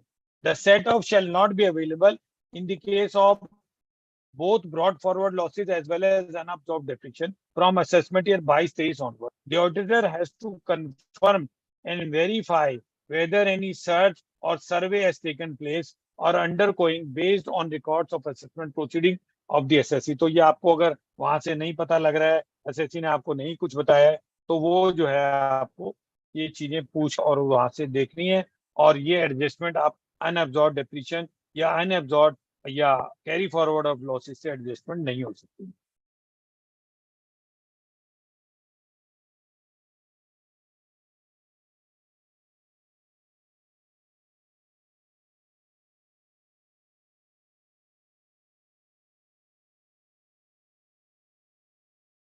TDS वगैरह पे कोई changes नहीं है, इसलिए मैं उसको नहीं ले रहा हूं। आप लोगों की कोई क्वेरी हुई तो मैं अनशेयर करा, आपसे रूबरू बात करने की कोशिश करूंगा, आपके आंसर कोशिश करूंगा। 44 क्लॉज के अंदर कोई चेंज नहीं है, हमने किसी तरीके का कोई चेंज नहीं किया है। छोटी सी गाइडलाइंस दी है हमने, वो गाइडलाइंस आपका जब वो, क्योंकि वो फाइनल हो जाएगा तब उसमें हम करेंगे। आज की डेट के अंदर मैं कोई कमेंट अगर दूंगा तो वो जगह देखिए 44 क्लॉज के अंदर breakup of total expenditure of entities registered और not registered under the GST. So we have given a table that there was a difference of opinion among the various people, and finally the GST committee has given me the guidance and I have taken that. The total amount of expenditure में वो कुछ चीजें adjustment करने को कह रहे हैं, जैसे सैलरी है और एग्जम्प्टेड हैं, कुछ चीजें हैं, वो एडजस्टमेंट एक हमने टेबल बना के दी है, आप उसको कर दें। जो ये कॉलम नंबर 3, 4, 5, 6 ये आपस में रिकंसाइल होंगे, जो कि सिर्फ रजिस्टर्ड आपके एंटिटीज के बारे में। और ये स्कूल ऑफ थॉट ये आया कि क्या हमको, मान लीजिए आपने रिपेयर मेंटेनेंस ली हुई है, आपने एडवर्टाइजमेंट टैक्स लिया हुआ, आपने परचेजेस ली हुई है, क्या ये ड्रॉप डाउन हमको एक्सपेंडिचर वाइज देना है? तो उसमें कंसिडर्ड हमारी ओपिनियन ये थी कि नहीं, ये टोटल का देना है। और हमने अपने ऑडिटर को गाइडलाइंस दी है कि आप इसकी वर्किंग लें, उनको टेस्ट चेक भी करें, एग्जामिन करें, जो रेलेवेंट कौन कौन से 3B ये वो हमने उसमें बताए हैं, वहां से वेरीफाई करें और उसको यहाँ रिपोर्ट करें। और अपनी ऑब्जर्वेशन में आपने क्या बेस लिया है इनको रिपोर्ट करने के लिए, वो आप यहाँ पे दे दें। इनफैक्ट मैं आपको ये बताऊं, ये छोटी मोटी हमारी गलती के जो हम इसमें चांसेस कह रहे हैं वो नहीं रहनी चाहिए, बिकॉज गवर्नमेंट ने क्या किया है, जीएसटी ऑडिट को क्लॉज 44 के अंदर मर्ज कर दिया है। यहां से ये बहुत सारी चीजें इन्फ्लुएंस देंगे और उसके बाद उसके बेसिस पे बहुत सारी फर्दर स्टडीज और एग्जामिनेशन होंगी। तो गुड्स और सर्विसेज जो एग्जेम्प्ट फ्रॉम जीएसटी हैं, रजिस्टर्ड के अंदर है, उसका यहाँ लेके आना है आपको। के अंदर हमने गाइडेंस दी है, सैलरीज है, जैसे मान लीजिए वो एग्जेम्प्ट है, या कोई एक पर्टिकुलर एक्सपेंस कोई एग्जेम्प्ट है, वो यहाँ से लेके आना है। फिर relating to entry falling under the composition scheme, ये कंपोजिशन की एक कोई रिटर्न जाती है, मैं डिटेल में नहीं बता पाऊंगा, कोई जीएसटी का एक्सपर्ट हो तो उसको पूछेंगे, पर हमने उसके अंदर दी है। अदर रजिस्टर्ड एंटिटीज, मान लीजिए आपकी कोई जो आपके सर्विसेज एग्जेम्प्ट है, उसके अलावा बाकी जो रह गए, और टोटल पेमेंट जो है रजिस्टर्ड एंटिटीज को जितनी दी, ऐसा लोगों ने हमें ये कहा कि कॉलम नंबर 6 और कॉलम नंबर 2 टैली होना चाहिए। ऐसा नहीं है, कहीं भी अर्थमेटिकल क्वेरी के लिए कोई नहीं है। और कॉलम नंबर 7 जो कॉलम नंबर 2 और 6 का डिफरेंस है वो होना चाहिए। ऐसा भी नहीं है। हमने कहा अर्थमेटिकली ये टैली हो या ना हो, आपको यहाँ पे वो चीजें देनी है जो हमारे डिपार्टमेंट ने कही है कि जीएसटी रजिस्टर्ड एंट्री 3 से 6 के बीच में देनी है, एंटिटीज नॉट रजिस्टर्ड जो है 7 में देनी है, और total expenditure which include the capital, which include revenue, which include the various provisions also, उसका एक चार्ट बना के यहाँ देना है।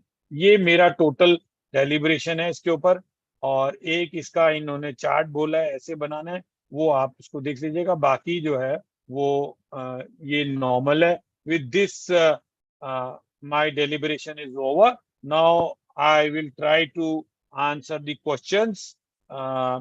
पहले कोई पैनलिस्ट के अगर हो, ये चैट में कुछ आ गए हैं, मैं नहीं आंसर दे पाऊंगा, कृपया मुझे एक्सक्यूज करें, और मैं कोशिश करता हूं कि अब मैं आपके आंसर दूं।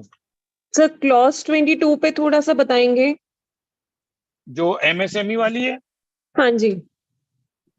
देखिए आप क्या बताइए, आपका क्वेश्चन बताइए।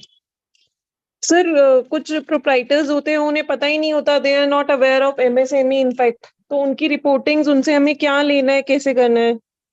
देखिए क्या है, ये अगर आप बहुत ज्यादा विजिलेंट हैं तो आपके जो क्लाइंट्स के जो सप्लायर्स हैं उनकी एक एमएसएमई की साइड पे लिस्ट है कि कौन कौन से उनके पास रजिस्टर्ड है।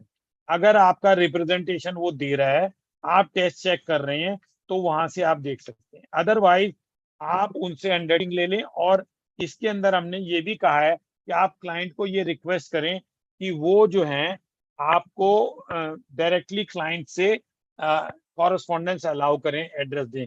अगर नहीं दे रहा है तो ऑब्जर्वेशन में आप डालिए कि हमने क्लाइंट से ये मांगा और उसने ये प्रोवाइड नहीं किया। क्योंकि 22 क्लॉज में इस साल, अगले साल 43 भी इम्पैक्ट होगा, तब कुछ बात और होगी। इस साल आपको कोई नहीं है, क्योंकि यहाँ पे वो कहता है कि कोई इंटरेस्ट अगर आपने प्रोवाइड किया है तो डिसअलाउ है। तो अपने को चेक करना है कि जो इंटरेस्ट है वो कोई भी ऐसे नहीं है जो कि 45 डेज या 30 डेज जो भी प्रेस्क्राइब्ड है एमएसएमई के, उसके बियॉन्ड के हैं। तो ये अपने को ध्यान रखना। सर इंटरेस्ट तो हम नहीं प्रोवाइड कर रहे हैं, मतलब इनफैक्ट कोई इतना चेक ही नहीं कर रहा कि 15 और इसमें नहीं, इसमें जो क्लॉज है इसमें नहीं आएगा फिर।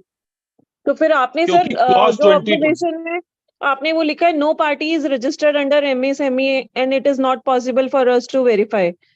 यस, ये आपको देनी चाहिए। तो ये no party is registered under हम कैसे लिख सकते हैं कि no party as certified by management? हाँ अच्छा। बिल्कुल, आपको मैनेजमेंट रिप्रेजेंटेशन दी, आपने चेस्ट चेक किया, आपने जो उसकी उसको कहा, आपने उसकी ये कहा कि भाई मुझे एमएसएमई की साइड से ला के दो, एड्रेस दो, आपने कुछ टेस्ट चेक करे, वो कुछ जो आपके प्रोसेस है वो जरूर करें। ओके, ठीक है जी, ठीक, चलिए। थैंक यू और सर। कोई चीज पैनलिस्ट का कोई क्वेश्चन? अदरवाइज मुझे ये कहा, please elaborate clause 8। Sir, any communication is required from past tax auditor for doing tax audit? Yes, all my ASV guidelines apply. Communication है, एनओसी नहीं है, उसकी फीस पेंडिंग नहीं होनी चाहिए। हेलो संजय जी। यस सर, मेरा yes, एक सवाल है। अभी हम डिस्कस कर रहे थे ग्रेचुटी की प्रोविजन का डिसअलाउंस। Hello, right sir? हाँ जी, हाँ जी। अब मैं जैसे एक लाइफ इंश्योरेंस कॉर्पोरेशन से हमने पॉलिसी ले ली ग्रेचुटी की, बट वो फंड नहीं बनाया है, अप्रूव्ड फंड। तो are you of the opinion कि it can be allowed without? Sir, अगर आपने एलआईसी के और एलआईसी की पॉलिसी ली है, आप जब पॉलिसी लेते हैं तो वो आपको बताता है कि मैं अप्रूव्ड हूं by income tax department. So any contribution made by you which is on scientific method, you have to give an actuarial report also to them, then it is an allowable expenditure. But you are making a provision but you are not paying them, then it is not allowed.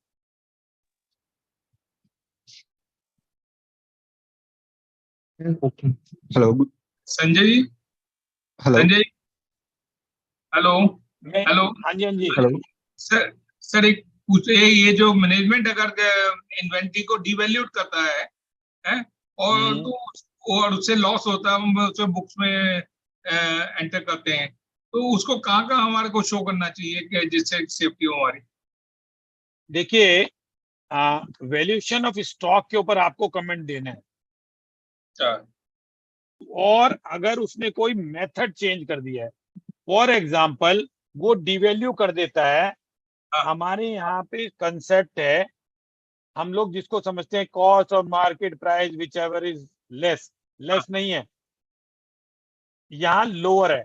तो अगर कोई method change कर देता है कि जी मैं तो oxy price ले रहा हूँ या मैं कोई ऐसी चीज ले रहा हूँ, तो आपको वो चेंज ऑफ अकाउंटिंग में आएगा, उसका इम्पैक्ट P&L पे देना है। यस, चेंज ऑफ मेथड हो गया वो। लेकिन मान लीजिए मेरी इन्वेंट्री सेल हो गई, मेरी, जैसे फॉर एग्जांपल अभी आप हंसोगे, कल क्या हुआ, मेरा थोड़ा रात को सिर दर्द हो रहा था, तो मैं नॉर्मली जब ट्रेवल करता हूँ तो मैं थोड़ी मेडिसिन 5-7 डाल लेता हूँ कि कभी कभी क्या होता है, मेरे काउंसिल कोलीग या दोस्तों के काम आती है, किसी के पेट में दर्द हो जाता है, किसी में कुछ हो जाता है। तो क्या हुआ कि मैंने निकाली एक उसमें से वो, और मैं इसको वैल्यू मानता था, तो जब मैंने वो निकाली पैरासीटामोल, तो वो जून 2022 की एक्सपायरी निकली। तो सर अब इसको तो रिवैल्यू करना ही पड़ेगा। तो आप जब आइडेंटिफाई करेंगे तो करें, लेकिन जब आप वैल्यू कर रहे हैं तो आप कोई डॉक्यूमेंटेशन रखिए, क्योंकि इसके true and fair view impact करती है, आपके प्रॉफिट में एडजस्टमेंट हो जाएगी, जीपी को आपकी इम्पैक्ट कर जाएगी। अगर किसी ने बहुत जबरदस्त कर दिया तो आपको रिपोर्ट करना है। अदरवाइज अगर आपको नॉर्मल वैल्यूएशन में चेंज हुआ है तो आपको सिर्फ अपने पास रखना है, अपने कोई भी चीज इसी में रिपोर्टिंग नहीं आई है। अभी हम डिपार्टमेंट को नया ऑडिट फॉर्मेट भी दे रहे हैं, और हम कोशिश कर रहे हैं कि डिपार्टमेंट को ये कहें कि भी जो है वो ये लिव जो टैक्स ऑडिट रिपोर्ट है, ये अपनी एज काफी इसकी हो गई है, अब नई एज का यहाँ पे टैक्स ऑडिट AI टूल्स के बेसिस पे लगाए, ये हम कोशिश करेंगे अभी जी। क्या है कि जैसे पुराना 10-15 साल पुराना स्टॉक है, अब उसको डिवैल्यूट करते हैं, वो कहते हैं बेकार हो गया, वो पैसे उसका उसके सर आपको as a chartered accountant, if it is a technical item और it is something a scientific item और इंजीनियरिंग आइटम, एक्सपर्ट की रिपोर्ट लें, अपनी ऑडिट रिपोर्ट के अंदर उस पर लिखें कि आपने AAS का, हमारा जो है, मैं ज्यादा तो नहीं जानता हूँ, हमारा AASB की गाइडेंस नोट है कि reliance on an export report, तो वो आप अपने वहां लिखें कि हमने इसको यहाँ रिलाई किया है। Hello, good evening sir. हाँ जी, सर हाँ मेरा जी, विमला जी क्वेश्चन बोलो। है, FNO बिजनेस के में क्लॉज 40 में रिपोर्टिंग कैसे होगी? क्या रिपोर्टिंग चाहिए बताइए? टर्नओवर। टर्नओवर का क्या करना है आपको? एक तो हम जो गाइडेंस नोट है उसके हिसाब से टर्नओवर निकालते हैं ऑडिट पर्पसेस के लिए, तो क्या वही वाली रिपोर्ट होनी चाहिए? क्लॉज 40 या 14? 40 turnover, net profit, GP ratios. तो आप कैसे निकालेंगे? Sir as per guidance note आप टर्नओवर अभी निकाल तक कैसे निकाल रहे हैं? हाँ, तो आप लीजिए। ऑब्जर्वेशन में डाल दीजिए कि हमने ऐसे निकाली है और ये टर्नओवर है। वो मैच ही नहीं करेगी उसकी स्टॉक एक्सचेंज की रिपोर्ट से। बिल्कुल सर।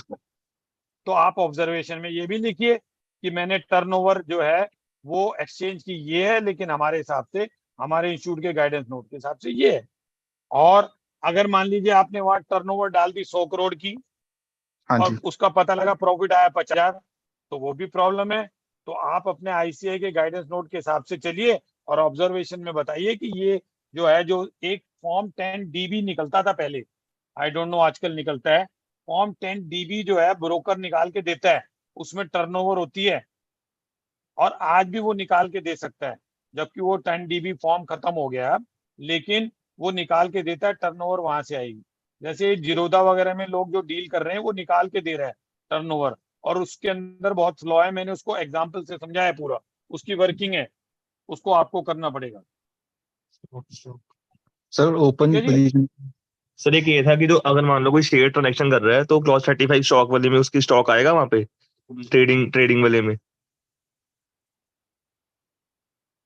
सर आपकी आवाज उसकी नहीं आ बैटरी रही। लो हो गई है। हाँ जी। मेरी बैटरी तो लो नहीं है। क्या बोल रहे हैं आप? 35 क्लॉज में? स्टॉक वाले में अगर कोई शेयर ट्रेडिंग बिजनेस कर रहा है तो उसका हाँ, स्टॉक वहां पे लिखना पड़ेगा, क्लोजिंग स्टॉक अगर 35 क्लोज में। क्लोजिंग स्टॉक होगा तो आप डालिए। ठीक है। अगर आप बैलेंस शीट में स्टॉक इन ट्रेड को क्लोजिंग में दिखा रहे हैं तो आपको डालना पड़ेगा। Okay sir. ओके सर, एक और डाउट था। जो हम कंपनीज में डेप्रिसिएशन की एडजस्टमेंट करते हैं एज पर इनकम टैक्स हाँ। बाद में देते हैं, उसको आईसीडीएस जो क्लॉज 11 है उसमें रिपोर्टिंग होनी चाहिए उसकी? नहीं, क्योंकि उससे आपका इनकम टैक्स का डेप्रिसिएशन नहीं इम्पैक्ट होगा।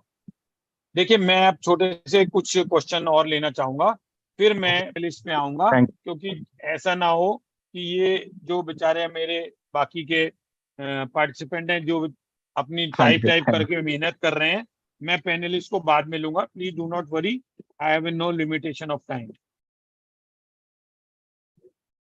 Now I have been asked for clause 8। या टेल मी, एक मिनट राजेश, शायद अश्वनी इधर उधर हो गया है। आप अनम्यूट करो, मैं बोल कुछ लोगों को। हाँ, कोई बात नहीं, अनम्यूट करो जिनको मैं बोलूंगा। मनीष, मनीष जी, क्लॉज 8 के अंदर क्लॉज ए में आपको बताना है, अगर आप बिजनेस कर रहे हैं 1 करोड़ से ऊपर है। अब ये 1 करोड़ से 10 करोड़ के बीच में तो टेस्ट होगा, तो वो मैंने अभी इसलिए कवर नहीं किया है, वो मैं ऑलरेडी बहुत पहले भी समझा चुका हूँ। अगर किसी को कोई प्रॉब्लम है तो मुझे फोन कर। क्लॉज बी में तब रिपोर्ट करेंगे अगर वो प्रोफेशन है और 50 लाख के वो एक्सीड कर रहे हैं। क्लॉज सी जो ये है, ये 90% लोगों में नहीं लगता है। 44 डबल ए, डबल बी या ट्रिपल बी जो लोग करते हैं उनमें आएगा।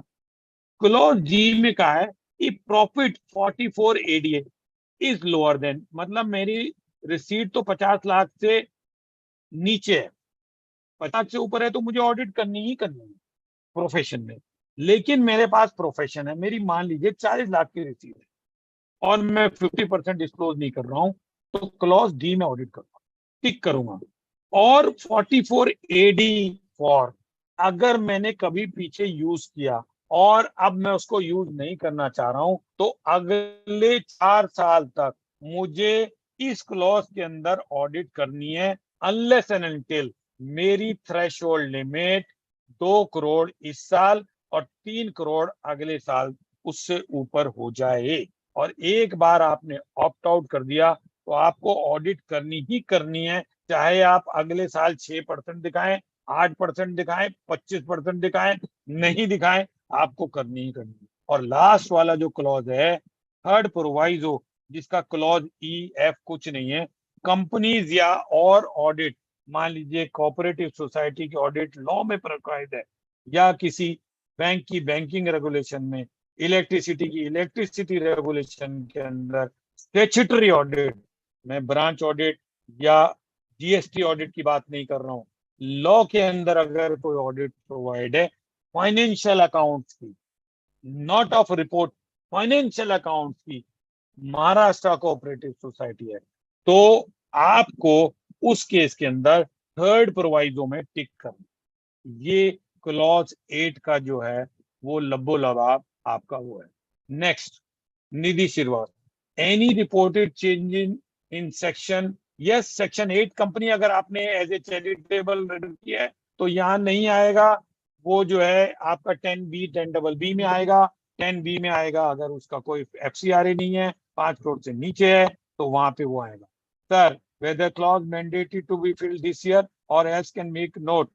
सर, इंस्टीट्यूट ये कह रहा है कि आपको रिपोर्टिंग करनी चाहिए, डिफिकल्टी है, फीस बढ़ाओ, नई अपॉर्चुनिटी है, उसको बोलो जीएसटी की ऑडिट जो है अब 44 क्लॉज में आ गई, नहीं देगा तो तेरे को प्रॉब्लम आएगी। मैं ये बोल सकता हूँ। In clause 40 figure need to be given in value और क्वांटिटी। 44 स्टॉक वाली क्वांटिटी में जाती है। Thank you so much sir, sharing. No compliments required. Your gesture attending this my webinar. I'm thankful.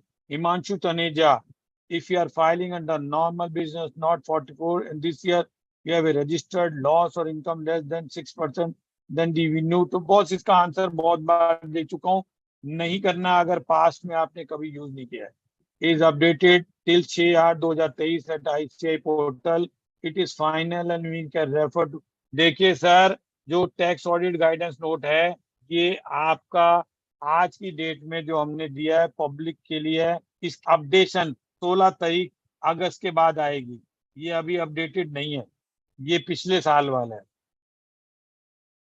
Sir, which guidance note can refer for tax audit?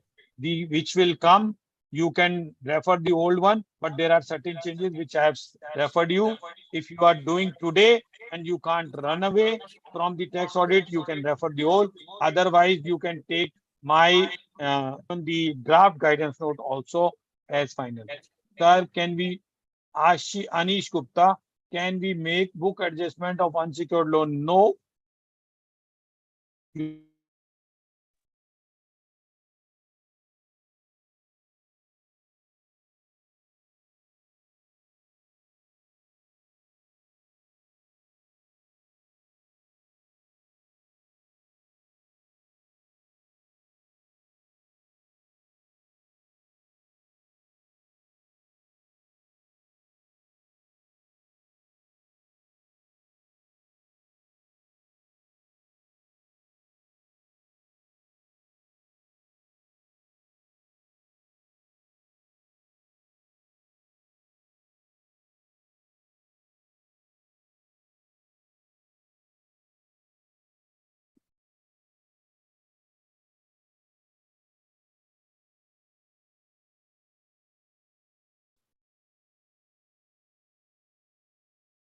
Sir आवाज mute हो गई है.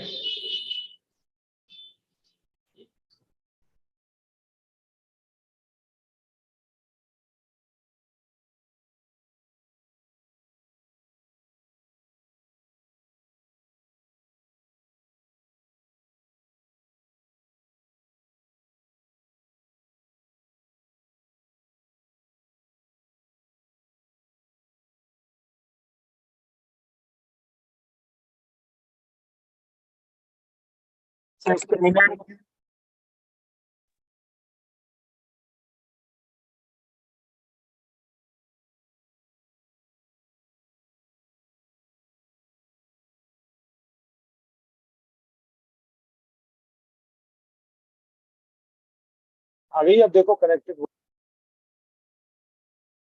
Yes. Sorry, friends. Yes. So now GST late fees disallowed under penalty or fine. It is neither a penalty nor it is fine, in my opinion. But you need to check the relevant law. It is an additional fees, late filing, but non-payment will attract fine. Whether GST rate, late fee is already answered. Piyush Manchanda, sir, SSC receipt payment for purchase of stamp paper from customer downloaded from government portal, whether that is included in turnover reimbursement of expenses. आपने as a client अगर लिया है तो नहीं है, लेकिन अगर आपका बिजनेस है, प्रॉपर्टी डीलर है, तो वो reimbursement of expenses में ले सकते हैं. Sir, whether bank guarantee reported in contingent liability? What bank guarantee? Anything. Bank guarantee is not a contingent liability. Any amount for which you have given as a bank guarantee is to be reported in notes to account. You are not paying in the P&L, so it is not to be reported. ITC detail to be given? Yes. We are saying yes. So can you provide the PPT after some time, after 16th of August? 16D, explain. Gagan, 16D में क्या चीज गगन जी, एक बार mister गगन को unmute करें जरा.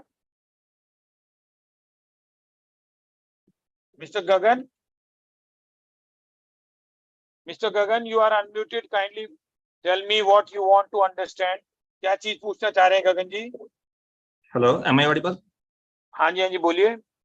Sir मैं पूछना चाहता हूँ एनी अदर इनकम में, जैसे मेरे क्लाइंट की कोई इंटरेस्ट इनकम है या कमीशन इनकम है, क्या मुझे ये रिपोर्ट करनी है अगर मेरी बैलेंस शीट में नहीं रिपोर्ट की? देखिए, अगर आप अपने P&L में नहीं डाल रहे हैं तो याद रखिएगा कि अगर यहाँ रिपोर्ट कर रहे हैं तो जो आपकी ITR है उसमें भी आप वही रिपोर्ट करेंगे, एनी अदर ऑफ आइटम जो टैक्स ऑडिट की एडजस्टमेंट है, नहीं तो आपको डबल वहां आ जाएगी। तो अगर मान लीजिए आपको वो अपने सिर्फ पर्सनल अकाउंट नहीं दिखा रहे हैं, सेविंग बैंक का कोई इंटरेस्ट आ गया तो आप उसको डिस्क्लोजर भी दे सकते हैं, लेकिन 16D में अगर वो नहीं एडजस्टमेंट कर रहा है तो आप कंप्यूटेशन में उसकी एडजस्टमेंट कराएं अपनी अलग से 16D की, और उसको ITR में वही डिस्क्लोज करें जहां पे वो जो है एनी अदर इनकम वाला आता है, उसको मर्ज नहीं कर दीजिएगा। ठीक है जी? ठीक है, थैंक्स अ लॉट सर।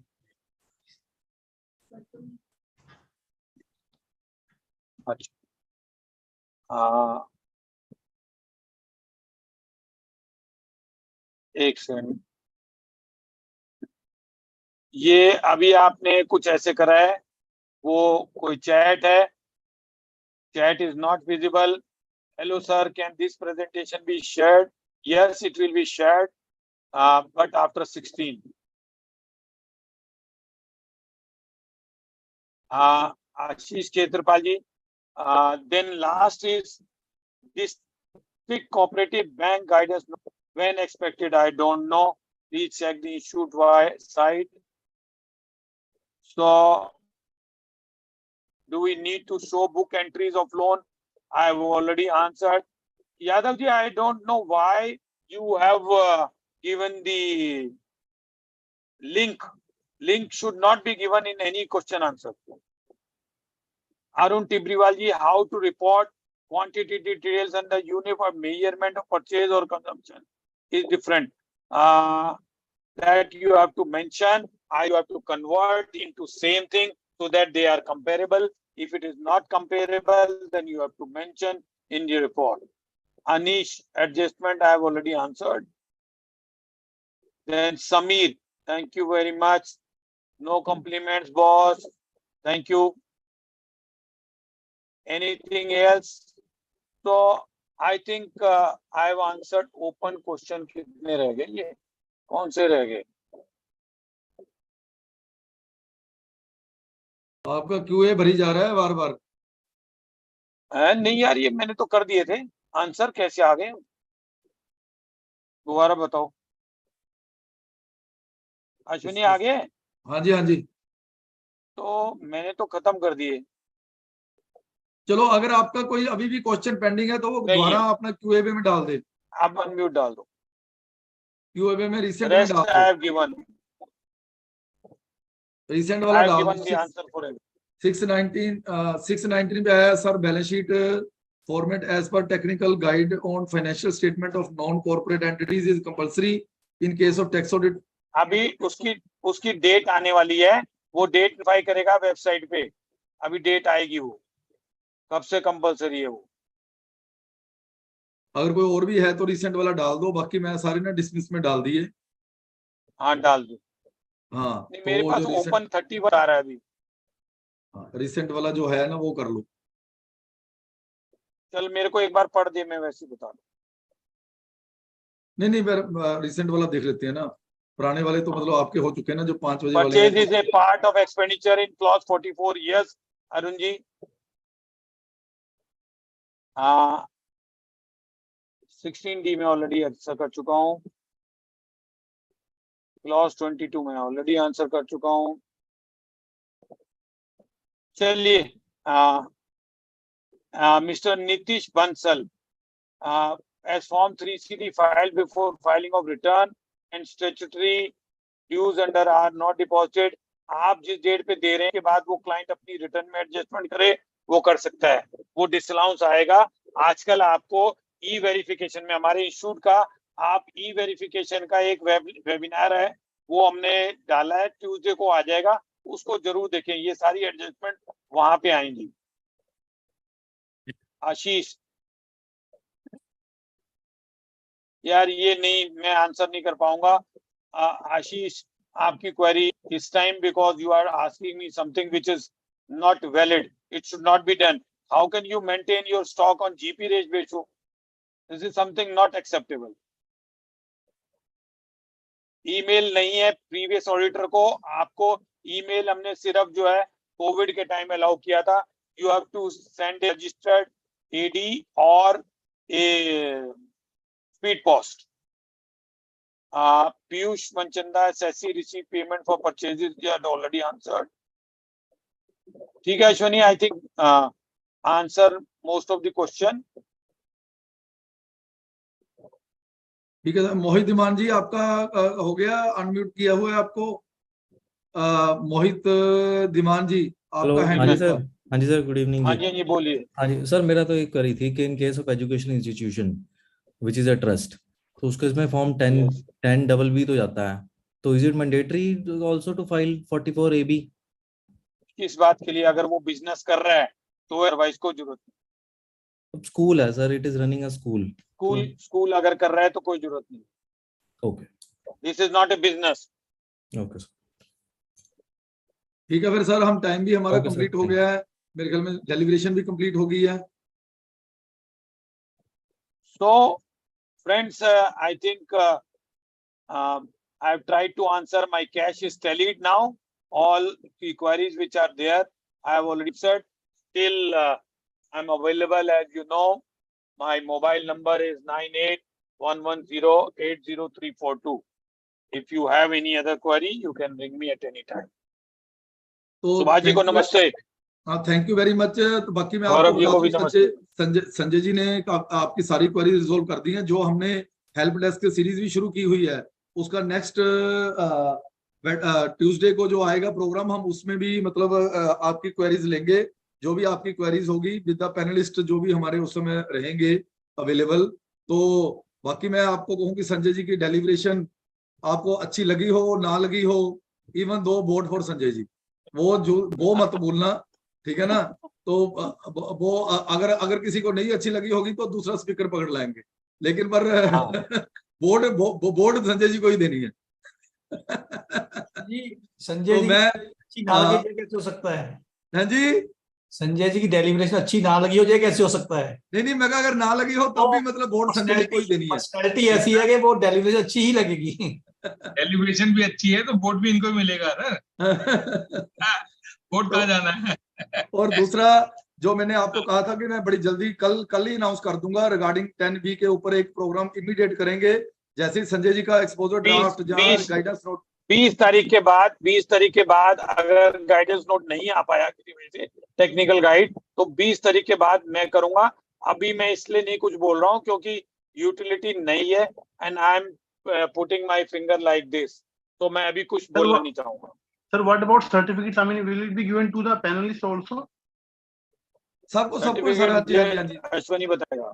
सबको देंगे सर, वो जिनकी रजिस्ट्रेशन हुई है उधर से डाटा मैं देखता हूँ, फेच करके सबको देंगे सर वो सर्टिफिकेट. और दूसरा अश्वनी मेरा मोबाइल या तो दे, चैट में डाल दे, नहीं तो मैं रिपीट करता हूँ, 3 लोग बोल चुके हैं. 9811080342. तो दूसरा आपको मैं जो कारों पे भी हम जल्दी प्लान करेंगे प्रोग्राम, कारों और शेड्यूल 3 पे, ये जो मेजर आपकी स्टैट्यूटरी रिस्पॉन्सिबिलिटीज हैं ताकि आप उनको डिस्चार्ज कर सको प्रॉपरली. तो इस वजह से ये तीनों प्रोग्राम बड़ी जल्दी प्लान करेंगे. 10B का अभी एक पहले करेंगे, उसके बाद संजय जी ने जैसे कहा है 20 के बाद भी एक प्रोग्राम करेंगे 10B के ऊपर, क्योंकि वो सभी के ऊपर इम्प्लीमेंटेड है. जिनके पास भी कोई ट्रस्ट का ऑडिट है 5 करोड़ से कम, ज्यादा 1 करोड़ से ऊपर, 5 करोड़ तक, 5 करोड़ से ऊपर, उन सब पे इम्प्लीमेंटेड है. तो इस वजह से वो प्रोग्राम हम बड़ी जल्दी करेंगे 10B के ऊपर. तो मैं ज्यादा टाइम ना लेते हुए मैं रिक्वेस्ट करूंगा, हमारे साथ सुभाष जैन जी जुड़े हुए हैं, सीनियर मेंबर हैं लुधियाना से. तो kindly propose vote of thanks on behalf of बोका as well as chartered accountant association. Thank you Ashwini ji. Sanjay ji आप हमेशा की तरह वैसे ही प्रफुल्लित एंड खुश मिजाज, बोलने का तरीका भी वैसे ही प्योर, कि लोगों को समझ आ जाए फटाफट और जल्दी प्योर. और बहुत बहुत धन्यवाद आपका, और जितने भी पार्टिसिपेंट्स हैं, पैनलिस्ट का सबका धन्यवाद. सभी मेंबर जिन्होंने इसमें सेमिनार में पार्टिसिपेट किया, सर्टिफिकेट कोर्स में भाग लिया और अच्छे तरीके से सुना, और कुछ जिन्होंने क्वेरीज रेज की उनका भी धन्यवाद, सबका बहुत बहुत धन्यवाद, वोका का स्पेशली जो उन्होंने ये सारी सीरीज शुरू की हुई है। Thank you very much everybody. Thank you sir, thank you very much. तो आपको थैंक यूट्यूब यू का सर, लिंक मिल थैंक यू जाएगा। Very much. अभी ये प्राइवेट था, मैं इसको अभी पब्लिक कर दूंगा यूट्यूब लिंक। हमारा मेन पर्पज यही रहता है कि मैक्सिमम मेंबर पहले इधर एडजस्ट हो, ताकि वो एक तो स्पीकर को होता है कि मेरे को वोटें नजर आ रही हैं, दूसरा क्या होता है कि दूसरा होता है कि आप अपनी क्वेरी यहाँ पे रूबरू पूछ सकें। हम दो जगह से क्वेरी लेनी बड़ी मुश्किल हो जाती है, लेकिन अब हम यूट्यूब लिंक आपके लिए ओपन कर देंगे, पब्लिक कर देंगे, ताकि आप इसको दोबारा भी सुन सको। और सर्टिफिकेट जैसे मैंने आपको कहा विद इन 2 to 3 वीक्स मैं अपनी गूगल ड्राइव पे जो CAA ड्राइव है जी, गूगल ड्राइव, उसके ऊपर अपलोड कर दूंगा, आप वहां से डाउनलोड कर पाओ। थैंक यू वेरी मच आप सब लोगों का अश्विनी हमारे जी, साथ जुड़ने अश्विनी के जी, मैं लिए। एक चीज शेयर करना चाहता हूँ। हाँ जी। हाँ सर, ऐसा है संजय जी, मैंने 84 में ट्रेनिंग शुरू करी थी, और 84 में टैक्स ऑडिट, 85 में टैक्स ऑडिट ट्रेनिंग शुरू करी थी, 84 में आ गया था। और तब से आपसे ही सीखने का सिलसिला चल रहा है। संजय जी मेरे सीनियर थे, तो थैंक यू ये बॉस, मेरा ख्याल थैंक यू। चलता ही रहना है ना।